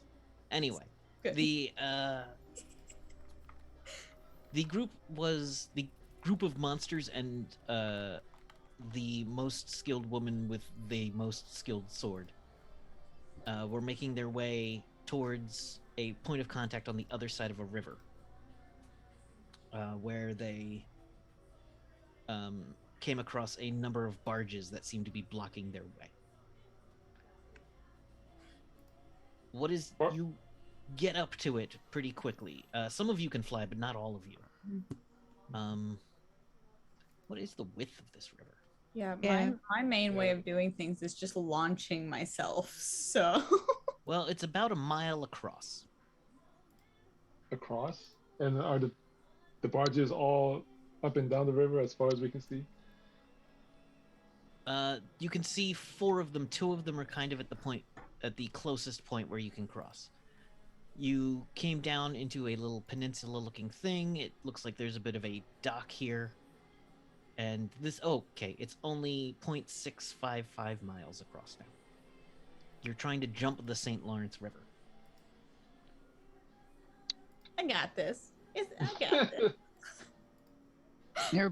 There's no bridge, no. There is no bridge here. Wait, but there's 2 barges. Can I play Frogger Can we over just them? like jump? Can she just like leap onto one room and Yeah, leap I just on want to play another? Frogger over them. Like, All right. One of your powers is Super Brain. oh yeah, I keep forgetting I'm smart. Yeah. So we will do this cinematically. Okay. So Celeste is riding on Mason. Is that? I Good. also have physics. Yeah. So All right. Give me I'm- roll all your And- physics and remember to add 20% because you're in your And I'm on LC. yeah, So you're on that's- SC. So I'm rolling these. I could also create fog or a snowstorm. Oh. And Can then you skip really? across- Do that then. Yeah. Which one? Fog or snowstorm? Yeah. Snowstorm. Snowstorm. Snowstorm, 'Cause, yeah, yeah. we can freeze the barges. Mm-hmm. You are in Canada. Eh? I rolled an 85 out of 55. Even with your plus 20, that's not good. Mm-mm. So what does the snowstorm look like as it is summoned? Mm-hmm. There's some life flurries start and then it just picks up exponentially until it's a blinding snowstorm. It is a very Or- focal, like very localized blinding snowstorm. Yeah, a mile radius. Oh, I'm sorry, not so localized. As the weather hits, it turns deathly cold. For many of you, it's nothing to worry about. One of you is a motorcycle. One of you is made of plastic. One of you is the dragon that's doing this, but the other one is a person. So you are cold. Am I emitting heat with You my are engine? emitting some heat. Actually, a lot of the heat is coming from the back of your headlamp, Mm. from the brain cyber part. brain you have.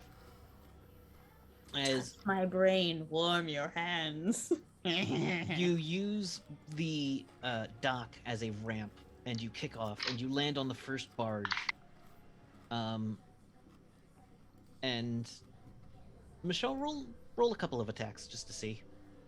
Oh, attacks? Yeah, just roll some attacks. It does take me 10 minutes to get the snowstorm going. The Okay. snowstorm's Full coming. strength. I missed on the first one. Uh-huh. We're too cool for this. It's fine. And then 15. All right, so as you come through, the snowstorm is messing up Elsie's traction. As she comes down, skids out a little. A sword blow barely misses the first Nightbane on this barge, but with the backhand / the second one gets taken out. Elsie goes to ramp off, but mistimes it with the other barge, and the other barge kind of moves out of the way. Elsie, you go into the water. I have roping. Can I try and like hook onto something so they don't get in the water? You're getting in the water. Dang it. Okay. But you can try to connect with something on the other side of the shore. You made it about halfway across. Okay. I have I was gonna say I have jerry rig, but I don't really have anything. Jury rig is more like, Yeah. you know, I MacGyver something to something else. I also had To combat build a driving. I rocket don't know. jet or fire logs that bad guys with on that episode of 18. Exactly. Mm, All right, so you're down there for a moment, and then you see what looks to be a swordfish head in the water. No, it's not a swordfish, it's like a seahorse. It's swimming at you at a speed that you can barely comprehend. oh. Except it's not a seahorse.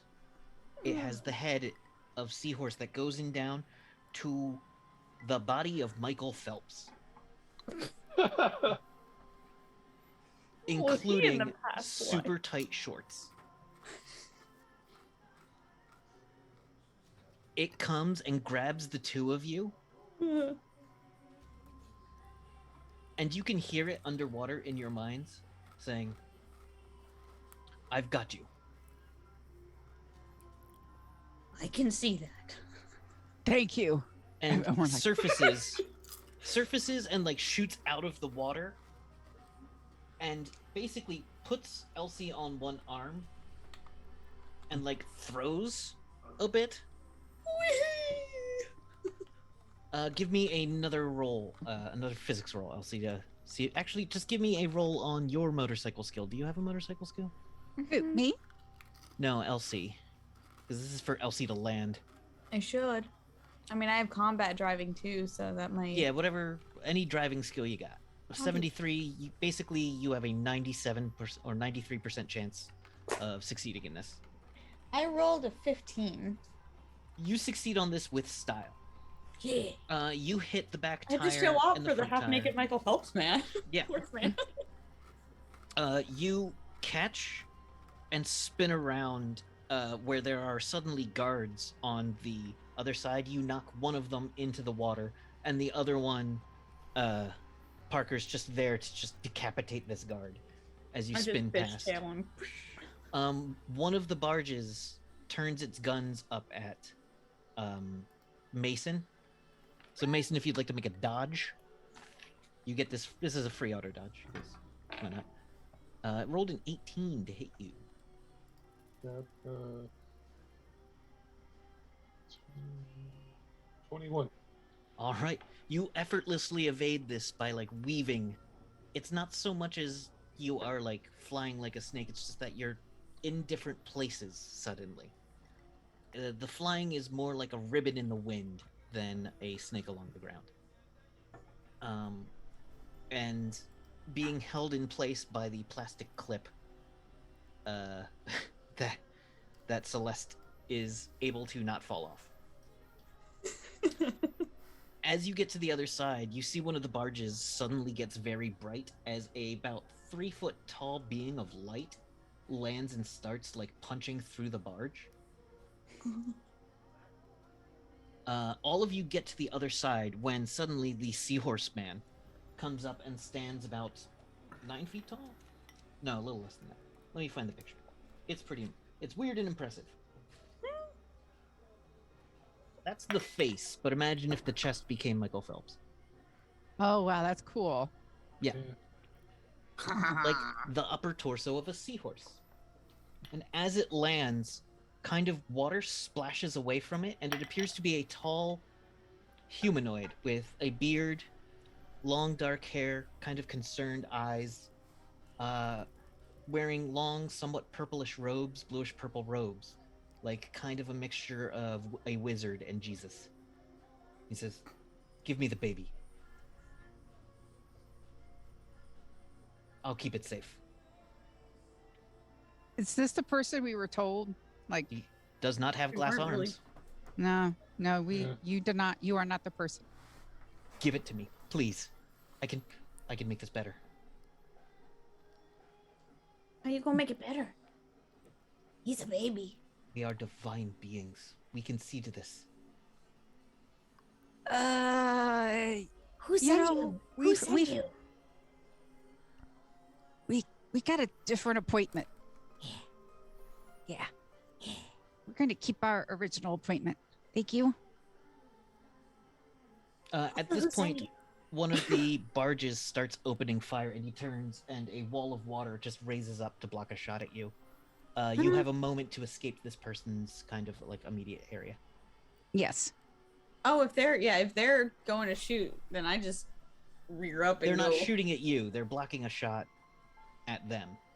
Oh, But you've got a gotcha. moment to get away from this person who looks a little like a kind of wizard Jesus with kind of crazy eyes. Okay, bye. Literally making all of these sound effects with my mouth. I'm not actually revving my engine. Okay, bye. Zoom, zoom, brum, As brum, you brum. drive away from this, Maxine, I think you've got. Do you have the appropriate skill for this? Well, let's say you do. Roll a D100 for me. It's not listed here because I forgot to add in the bonus skills you get when you're in Nightbane form, which So is a lot these of them. ones, the percentiles is? Yes, give me a percentile. 44. All right, a 44. Oh no, you got Lord Nightbane at 80. So yeah, you get it. This being is not a Nightbane. It is not. It is one of the elementals that believe themselves to be angels, but no one's quite sure if they're elementals or angels. That's fair. That's fair. As was the one with the giant one with the wings that was smashing things. Mhm. That one is of the Choma clan. And this one is of the, I forgot the name for these.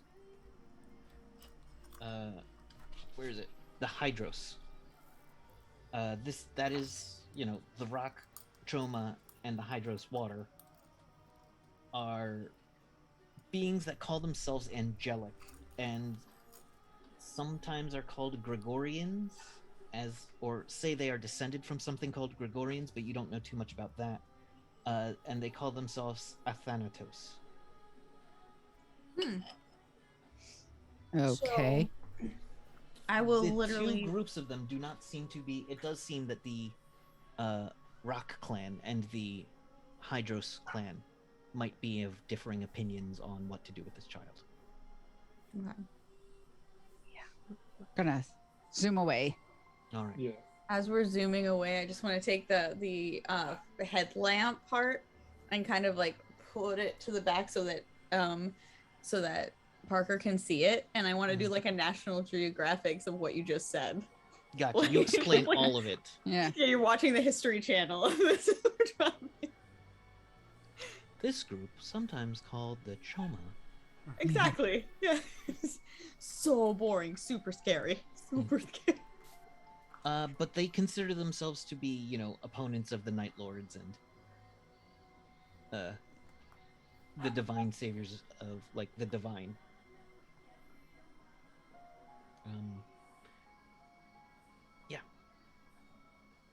You get across the river and you keep going till you come to the point where you were told to, like, these are the streets you were told to meet up at. And you see a small Hispanic woman. She's like 5'2". And as you get close, you see that her skin doesn't look like skin. It looks kind of like a porcelain. And her arms are made of glass that has been Yeah. cracked. It is made of Yeah. cracked but not shattered glass. They weren't following us, were they? Yeah, They seem to have gotten caught up in another fight. Oh. Plus, the snowstorm is not gone away unless you wanted it to. Do you have something else you want to do to kind of like keep them off your tail?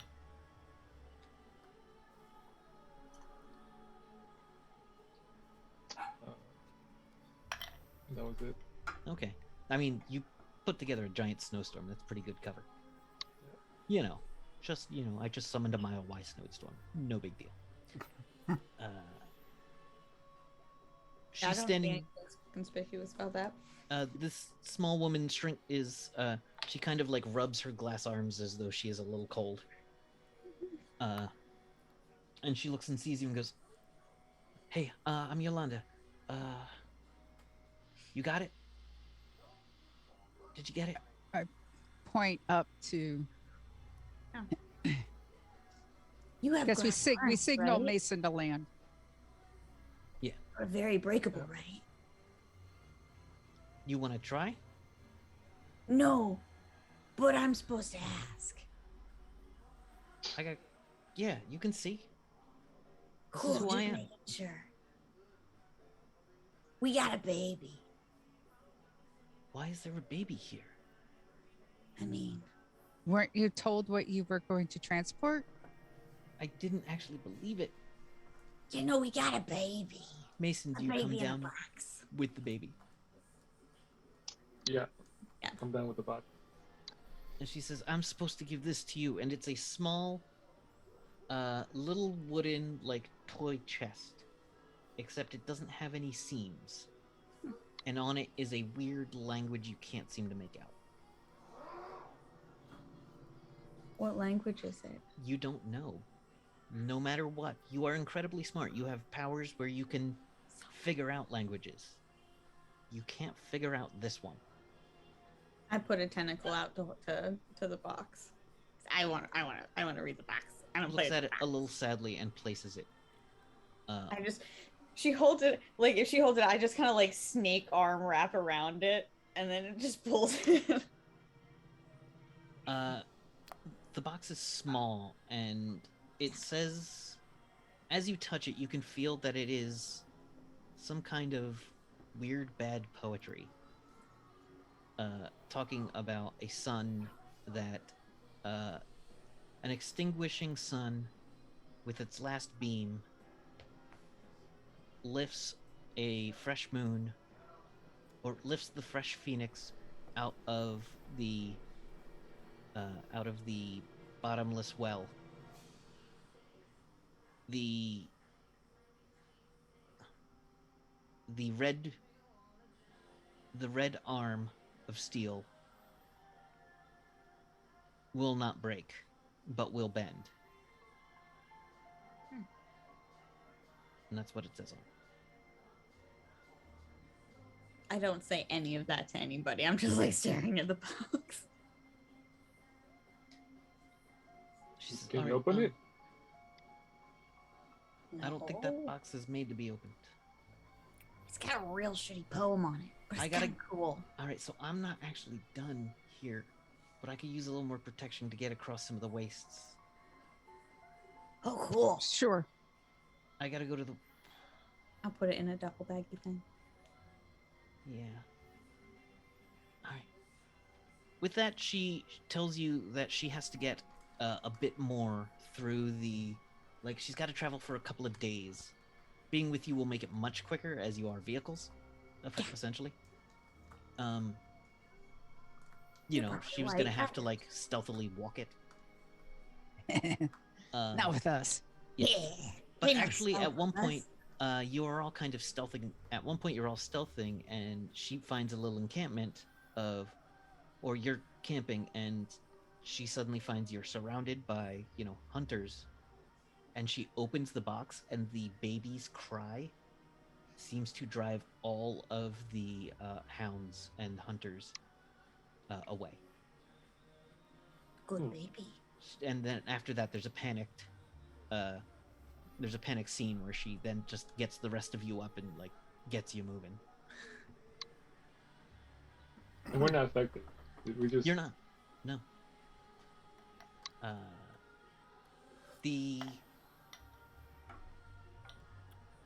She starts getting y'all closer to where she says she needs to go. And she says the witch has a secret tower. But there's something there she can use to get through to the other side without hurting or potentially risking the baby.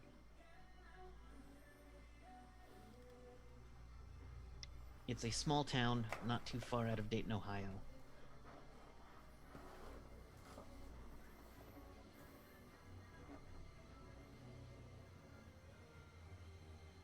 Sure. It's a town. She says they don't have too many mirrors in that area because they don't trust the other mirror mages and stuff like that. But she thinks she can get this baby to the same mom as its, matched pair. Like that a coinky dink. One, if this baby's so important as to have, because sometimes it's about how important a person is. Like most people don't do much in their lives, and they don't really have doppelgangers. But like, this person has a baby doppelganger.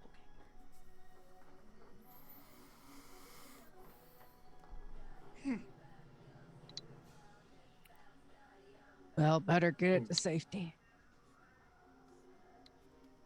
She asks about all of you over the course of the 2 days. She'll inquire about any stories you want to tell her, any history or backstory you might have that you want to share. Oh, I'm sure Obsidian Reaver will, want me to tell the tales of Grand glories from ages Yes. long ago, before this world was in the state it was, before the Night Bane even came, or before the Night Princes even came, back in the Yes. times of the Ancient Ones. Though then there's a long gap in its stories. As though this weapon were lost for, let's say, millennia. Yeah. And when it awoke, it found this land darkened and poisoned, and has since been using, or since been offering itself to valiant and worthwhile people who fight for the light. Obsidian Reaver was first crafted by a people who stood on the shores of a massive ocean, and tentacles reached out, grasping, trying to pull things into that ocean. Obsidian Reaver was a weapon built to remove those tentacles, those tendrils of the deep, of a force kind of interdimensional, reaching through a piercing of the world. That was the original purpose of the Obsidian Reaver.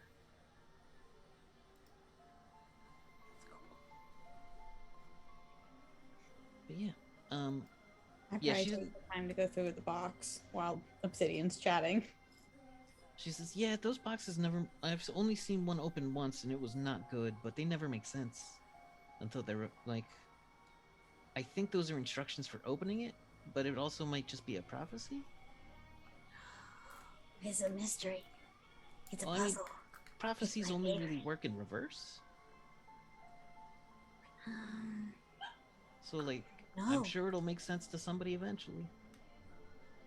Oh, I'll find out. I love these things. It's like a Rubik's Cube. You just gotta keep going till you get it right. Find the pattern. Poem's So- probably the pattern. It wouldn't be a good idea to try to open it now. Oh no, that takes half the fun out of it. Well, I mean, you could try. I've seen people do all kinds of things to them and they don't open. I mean, I tried to twist it in half and break it, and I'm pretty strong, but it just doesn't care. That I mean, takes it's so the fun small. out of it. You'd think you'd just hit it with a hammer and it'd break, but no.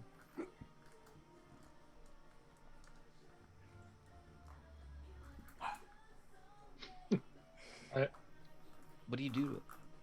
I'm gonna eat it What? Uh, Wait, what? You and, eat use, it? and use Wait, what? bookworm. Ooh, okay. What does Bookworm do with your Nightbane talents? Um, You can, like, I know, eat books. yeah, any source devoured is already destroyed. Only biological material can be devoured. I mean, what is technically biological, but this thing is not destroyed. Right, but the wood would be, right? It is not normal. It is not Okay. just wood. This thing is a magic. It's the magic encasing this thing burns you as you attempt to devour it. Burn a dragon. Let's spit it out then. Yeah, and causes you to basically spit it out before choking you. Even though it looks so much smaller than you. Attaining knowledge written. You get the complete thing I said before. Right. and we'll write down later. It's Well, that didn't work. It's magic. Yeah, well, gross. And I like taking my nerd or the hospital gown and just like yeah. wiping it. Have I heard stories about a baby that can that their screams can drive away? Creepy peoples. Yeah. What kind of lore would you like to roll? I've lowered Nightlands. Yeah, give me that. There you go. Look at that. Nope. 64 out of 40. You haven't really heard stories about babies. Like I said, they're super uncommon here. Babies bore you. But Yolanda will tell about a witch that was, sometimes the innocent cry of a newborn will have an effect on evil beings. And you think it's more that than the baby being magical.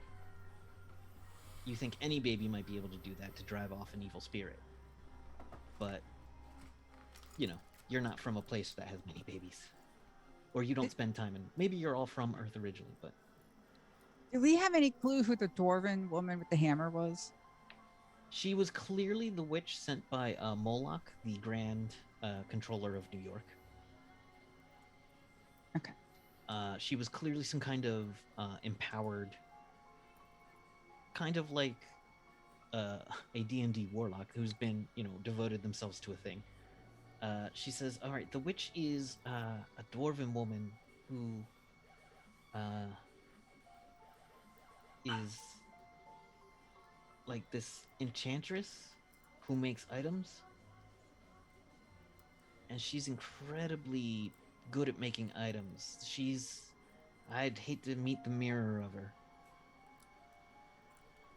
But she's a doppelganger. She's from Really? over here. Whoa.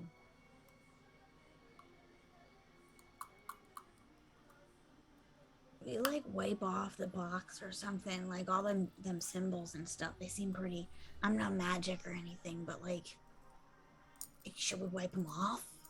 I don't think you can. But good luck. That's unfortunate. We could like paint over it or something. What does it say?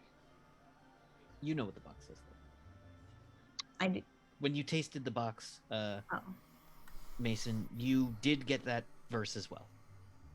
Wait, no, the other box, the baby box. The box Oh, that has the the baby baby, box. and it Oh. has like blood. Okay, Yeah. those blood symbols. Yeah, can we wipe The those blood off? symbols absolutely can be wiped off. They're Yeah. a little dried on.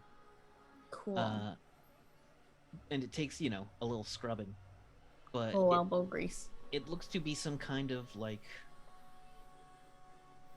hex curse. Like something that would have marked this child for life had the ceremony been completed. Hmm. But it was definitely not. Yay.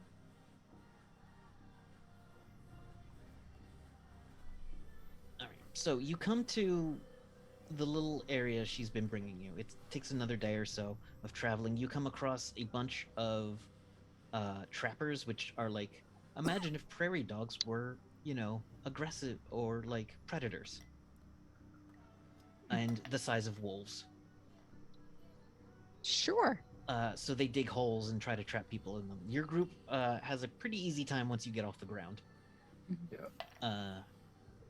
And kind of plows your way through them. So we see this montage of Celeste firing her gun at one and it going flying, and Parker cutting one in half as it jumps, massive fangs first.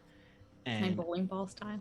and Mason just like, how would you take care of one more, Mason? Like, Mhm. Oh, just clawing with my inferno claws. your claws come up and just slice it into bits, and the motorcycle that is LC just uses the top of one hole to jump off, and then into another, and then into a third and slam down. And Yolanda, her arms extend a bit, and she smashes, like punches them with solid blows with her glass fists. But we come to a town, a small town, and you see a tower in the middle of this town. But she says, all right, the tower is not what we actually need. What we need is the other place in town. There's a little cave nearby, but there's also a forge. The witch's forge is what we need. And as you come up to this town, you see a sign spray painted on a, broken road sign that's half sticking out that says Broken Lock. I feel like they shouldn't advertise that. Like, they can't keep people out if they just tell everyone you can go in because the lock's open. That's not smart. As you work your way through, you hear a hammering. A steady hammering. A beat after beat. Ooh. And there's a small forge with a giant flame mark on the outside of it. Outside of the door to it. There's a little house next to the forge and kind of like a little circular road path with what appears to be a 1957 Chevy Bel Air in it. For some reason, the car looks like it's grinning evilly. I can do that too. He says, we need to get the key that she keeps in the forge and make it to the tower. It's the only way to unlock the tower. Okay. This is a different witch, right? Or the same witch? What was that? This is a Oh different no, witch, right? this appears to be, you see the same symbol of the witch that you saw earlier. Oh.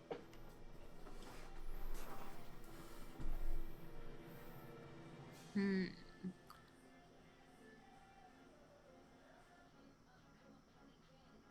So, what do? We just need to sneak in and get the key, or? I mean, she probably has it on her, but she,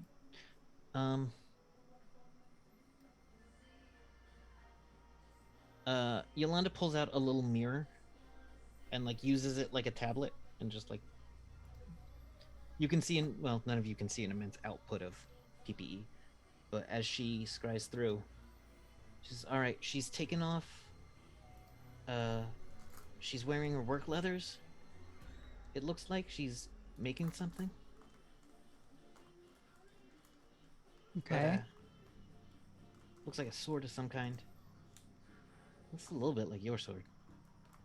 But that means she's not got her jacket on her. So probably in there if we can get to it without like letting her know, or we could take her out. What do you want to do? Let's see if we can sneak in first. Yeah, I could cause a distraction. I'm real good at that. Well, what she's doing is kind of loud, so hopefully. Yeah. I don't know about what kind of distraction you use that would be louder than the hammer. Me.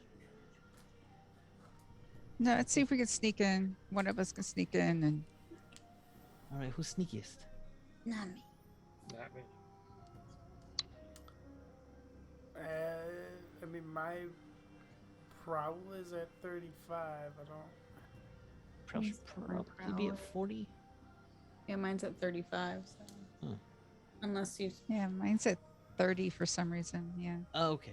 Did Mine's I not up Michelle's? No, I did up Michelle's character. Right? Mine's at 35 too. So. Yeah, mine at level 1 was 30. 30. And then got So up. Yeah. All right. So, which of you would like to play "Don't Wake Daddy" with someone working on a forge? I can do it. Got Okay. it. You got it. And if you're a doll, you're smaller to see. Yeah. Got this. All You right. know, I had a lot of.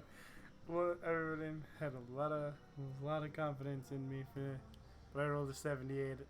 Okay. Plan B. Here I come, guys. As you go in, you move the door at the right time, You start to sneak up close to where she is. She's within arm's reach of the jacket. And just as you go to reach for it, she turns around and a shadowy hand extends from her and reaches out and picks you up. So everybody, let's do initiatives. Why did we send in the doll again? No. we didn't think this one through. That's rude. We love you. 18's not bad. 18. 4 again. 4 again. I got 18. 12. So it's going to be Parker, Elsie, Celeste.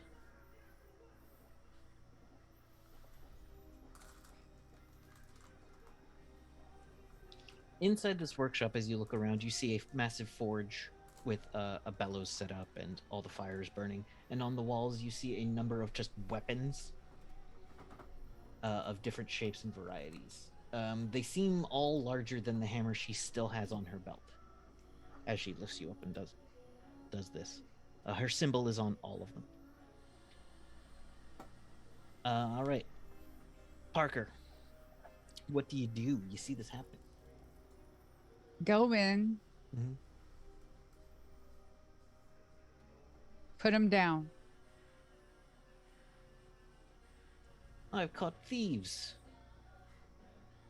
coming to my workshop, my place of power. What is it that you want? The key.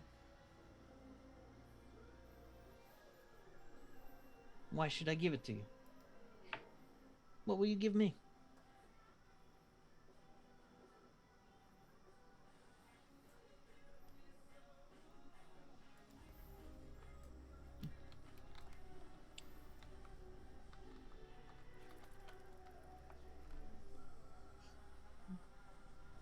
So, for no trouble,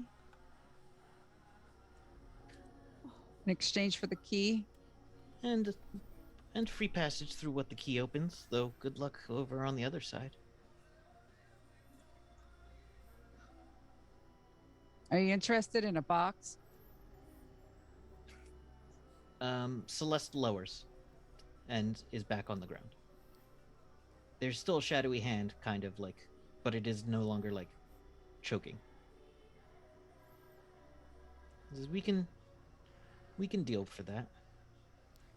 I don't think Magog would like that at all. But I don't work for Magog. Kind of obsessed with the boxes, from what I understand he is.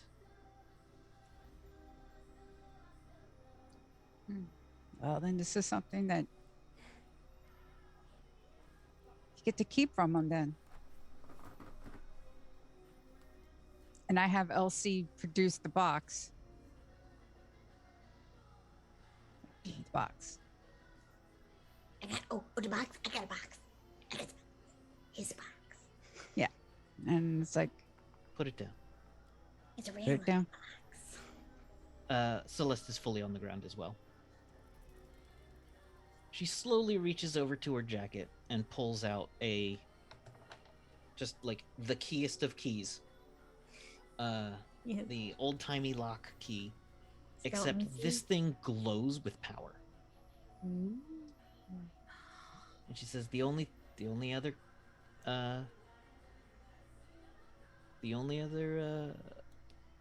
thing you should know is it's one way.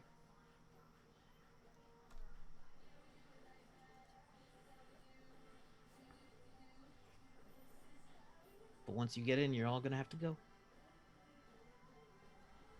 Maybe you can find your way back.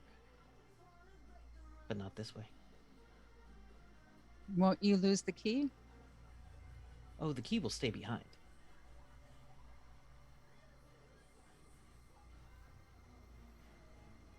Well, I'm willing to go. See new places sounds cool. I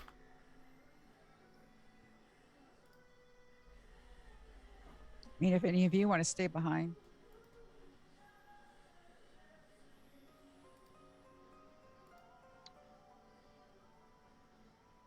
But yeah, Parker will agree to go. I don't think the sword will eject. The sword is untrusting of her, but not ready to strike without provocation. Right. She throws it at your feet. I pick up the key. She does not move at all while you do this. Except the shadow hand then covers the box on the other side of the room. Okay.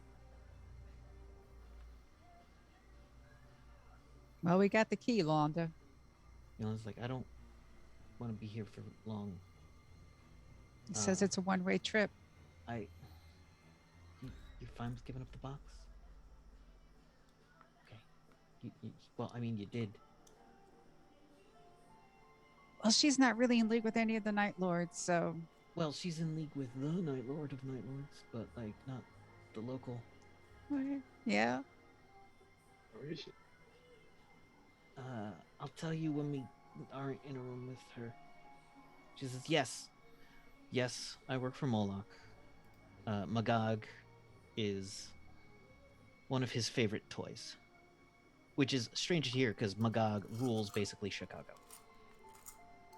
She says, part of my job is to keep them bickering. Because if they're bickering, they can't unite.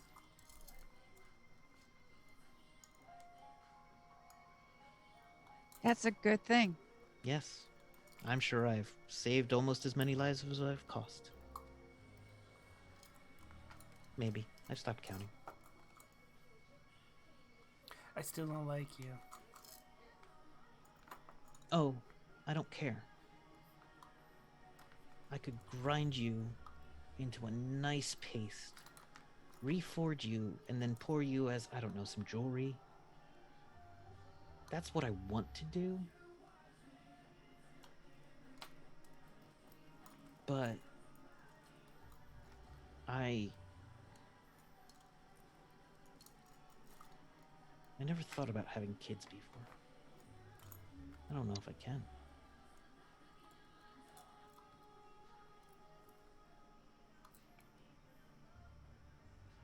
She looks over at the box and says, yeah, something like that. I'm feeling generous today. Make it go away. Will do.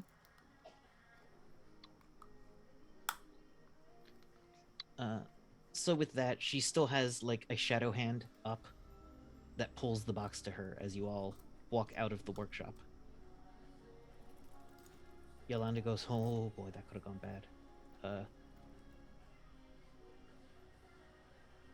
Yeah, this is a bad place. I don't like being here, and she's way more powerful here than she is otherwise. Yeah, I figured that, so. The baby's more important than the fucking box. As you like kind of walk out, the car is suddenly like to the side of you and gives a low growl, but doesn't move. So the group agreed to take the baby and themselves out of here in exchange for leaving the box behind.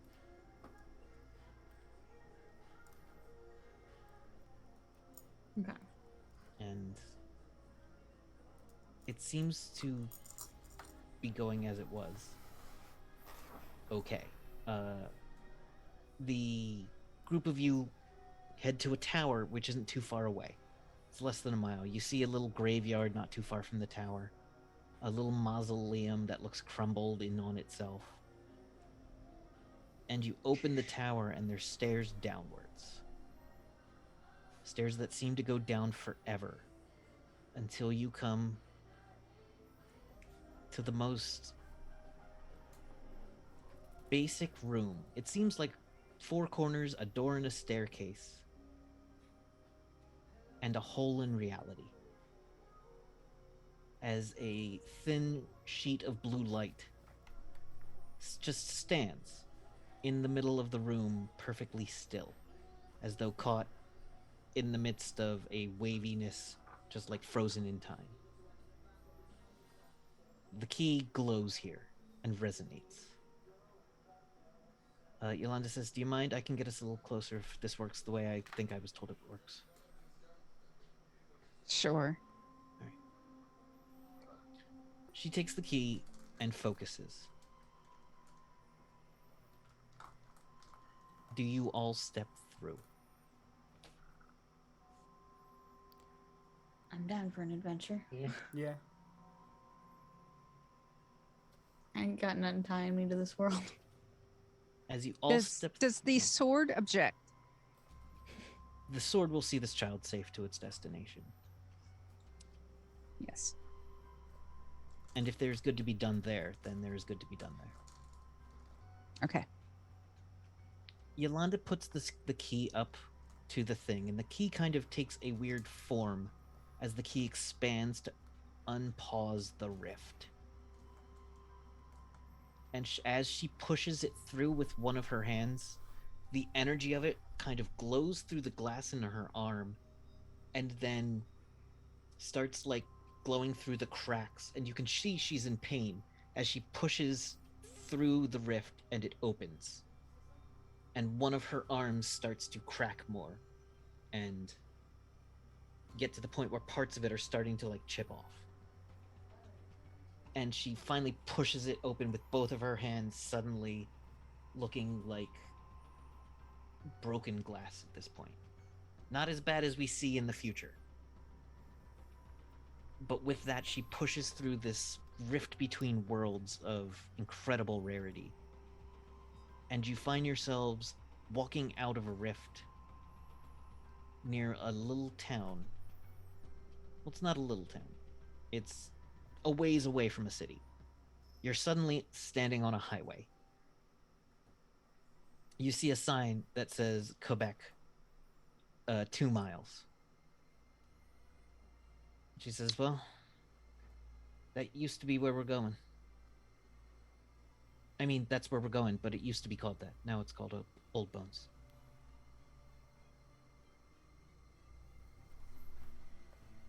Things are coming together now. And as you all make your way into the city, she says, "We got to be careful. The more human you look, the more they'll like you. They hate magic, but the city itself is safe.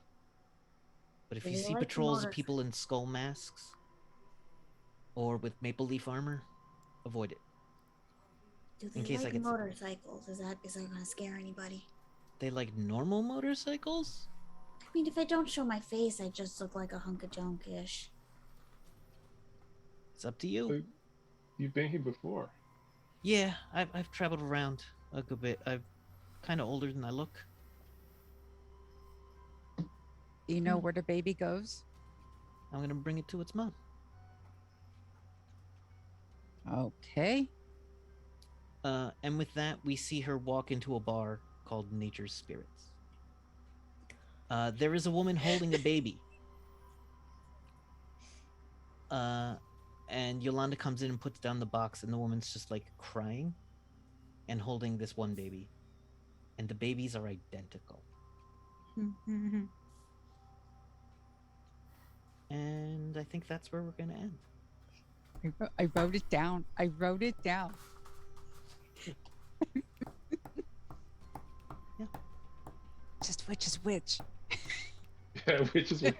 Does it matter? Here's the thing. Does it matter? So, Kevin, to you, yes, it does. But to us, not yet. Maybe, Not yet. maybe never Maybe. will. But to you, yes. Oh, great. Now our characters are over.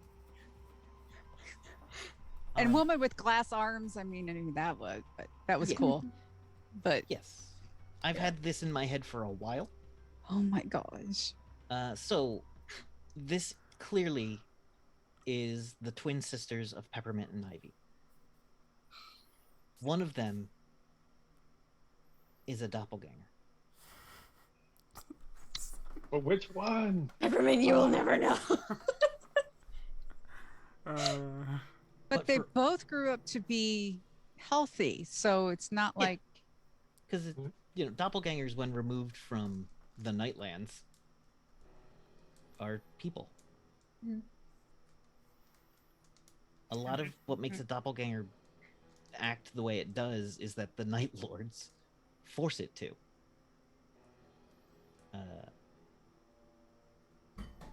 But being a doppelganger does not predispose you, unless you were created late in life as a mirror reflection. But as a baby, with your entire future ahead of you, both you and your doppelganger could be anyone. I really need to have that. Pepper really needs to have that conversation with her mother. Mom, am I adopted? Tell me the truth. Here's the thing. Your mom would never tell you, and if it did, she would just say you're both my daughter. Which is true. Which is absolutely true, especially in her mind. And thankfully, she only had to give birth to one. Gosh. And All OG, I wonder whose doppelganger we met in that little town, Broken Log. In the town of Broken Lock. Yeah. I know, I was making it a real cipher there. I know. I'm sitting there going, oh, that's. But no, Oh, also, I love stuff like that. a seahorse man with water powers that is Yeah. Jesus Wizard. Yeah. I wrote that down too. Giving you a little. Yeah, Michelle's like, From a oh long God, I time know who ago. that is. Yeah. It's from like 30 episodes ago. I don't Yeah. know. Yeah. Yeah. I don't I even- know. Well, at I least know who 15. that is. Yeah. When a couple of characters went to dinner. Mm-hmm. Yeah. Oh, I forgot to mention something. No, you know what? Doesn't matter. Okay. Doesn't it, Kevin? I'm Kevin, trying to think, 'cause, Kevin, like, this is what This matters. is, but this is me kind of forcing it into the story a little bit here. That when Yolanda came through, waiting at the roadside for you, was a man with a sheriff's badge. And like a long duster who looked like a Old West lawman.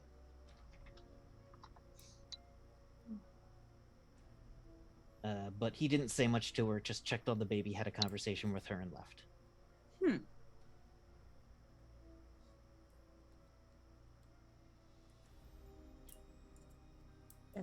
And that box, maybe wasn't meant to stay there.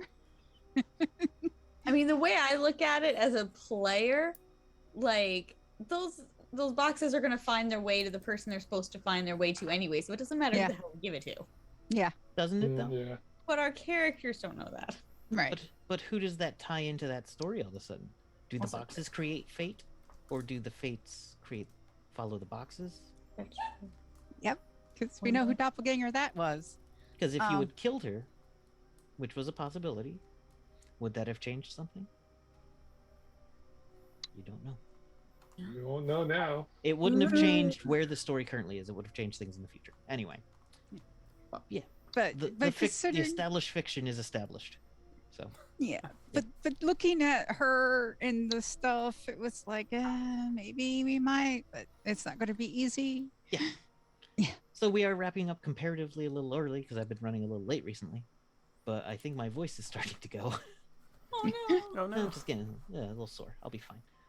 But yeah, so thank you everybody for joining us. And now these characters exist somewhere now.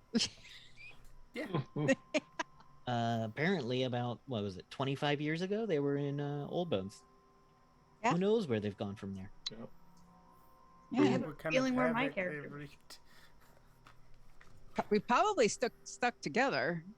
Maybe. Maybe. Some of you, clearly Yolanda has found a way back. Mhm. Anyway. Yeah. All right. So thank you everybody for joining us for this self-indulgent side shot Mhm. of a Pretty story that I thought of and was like, yes, I need to get that. Next time we need like a filler. Next time someone's out, we'll kind of work that. So thank you everybody. Let's go around and do our wrap-ups, I guess. Unless anyone has any questions they want me to answer. Did we mess up a lot or did we do okay? Oh no, you guys did great. Nice. Yeah. We did Just- not die. Yeah, Yeah. you didn't die. We got you the didn't- baby. You didn't Got the start baby. fights left and right. You kept to the mission, which was get the baby to the place. Yeah. Yeah. That's fair. Yeah. Good job, everybody. Yay! All right. So, thank you everybody for joining us. Let's go around and give our outros, and let's start with Nerdy Teddy. Hey everyone, I'm Nerdy Teddy. You can find me on Twitter at Nerdy Teddy, and you can find me on Nerds with Dice. Currently 2 times a week, but that is about to end because Calling All Heroes New Athenians is going to be wrapping up here soon, and that means I will also be here Saturday for lots of charity shenanigans as we wrap up that story. And I have some stuff that I wrote. If you want to check it out, you can follow the link here in the chat, or if you head over to Nerdy Teddy on Twitter, you can find the link there. That's everything. All right. Let's go to Maxine. Hi, everybody. My name is Maxine Bachman, and you can find me anywhere and everywhere at Ladies or at That Girl at That Place, except for Instagram, where I'm Lady Skyburn. A little bit of dyslexia there. And I will be starting a Vampire the Masquerade game on the Bard's Playhouse starting September 3rd. I'm super excited about it. It's the first time I'm actually playing a longer campaign of this, so I get to play a character I don't ever a type of character I don't ever get to play, which is Suave, and I'm super stoked about this. So Nice. check that out. And then Sundays on blanking the I forget your own personal stuff. No. no, I'm forgetting the name of it. Smurfs. Greyhawk Tales, the Oh, Greyhawk Greyhawk Tales Tales, yeah. channel, where we're playing 5e in the land of Greyhawk. So that's pretty exciting. Cool. And I do a lot of random stuff on my channel. Everybody's been super excited about my makeup looks, so we're doing more extravagant stuff as we go. They've been really good. Thanks. Yeah. Last week was goth. That was kind of a little dream of mine to see what it looked like as goth, so that was fun. Nice. All right. So, Michelle. Hi, I'm Michelle Ely. You can find me on Twitter at Shell_game. I'm here on Tuesdays, and that's about it right now. All right. Thank you so much. And Ting. I'm Ting. You can find me on Twitter at TingTut, and I'm here on Tuesdays. All right. That's it. Thank you so much. I've been your game boss. My name's Kevin Myers. You can find me at BysoniCKevin on Twitter, where I post basically when I'm running games. The Calling All Heroes has been very fun, and this Thursday we are doing the penultimate episode, and then on Saturday I'm running about 9 hours of the game. Yeah, Jeez. for charity. It might be scaled back a little, but we'll see. If that third game, I have to work out some stuff for the third game. But I want to point out, I offered to run one of I those know. games. I know, but I have He's interesting very ideas for all of He's them. very insistent about doing it. So, don't be mad at me. I'm not mad at you. I'm just what did I do to myself? Make sure you hydrate and stretch. Oh yeah, gonna have something to eat. We'll make Just sure keep to- a bowl of grapes next to you so you can both hydrate and eat. Yeah. And then all the fibers in you. Watermelons.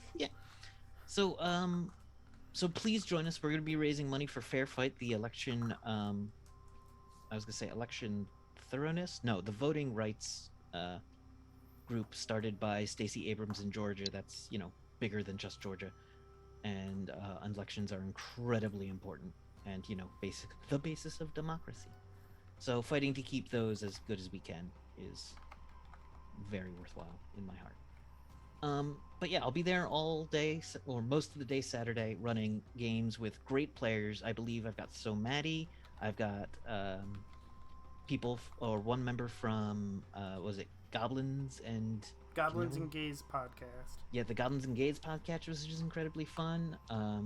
I've got a couple of friends and a couple of people who I've never played with before. I'm excited about getting it all done, and we've got Death by Mage and Fox Barrett and Commander Pulsar on our normal.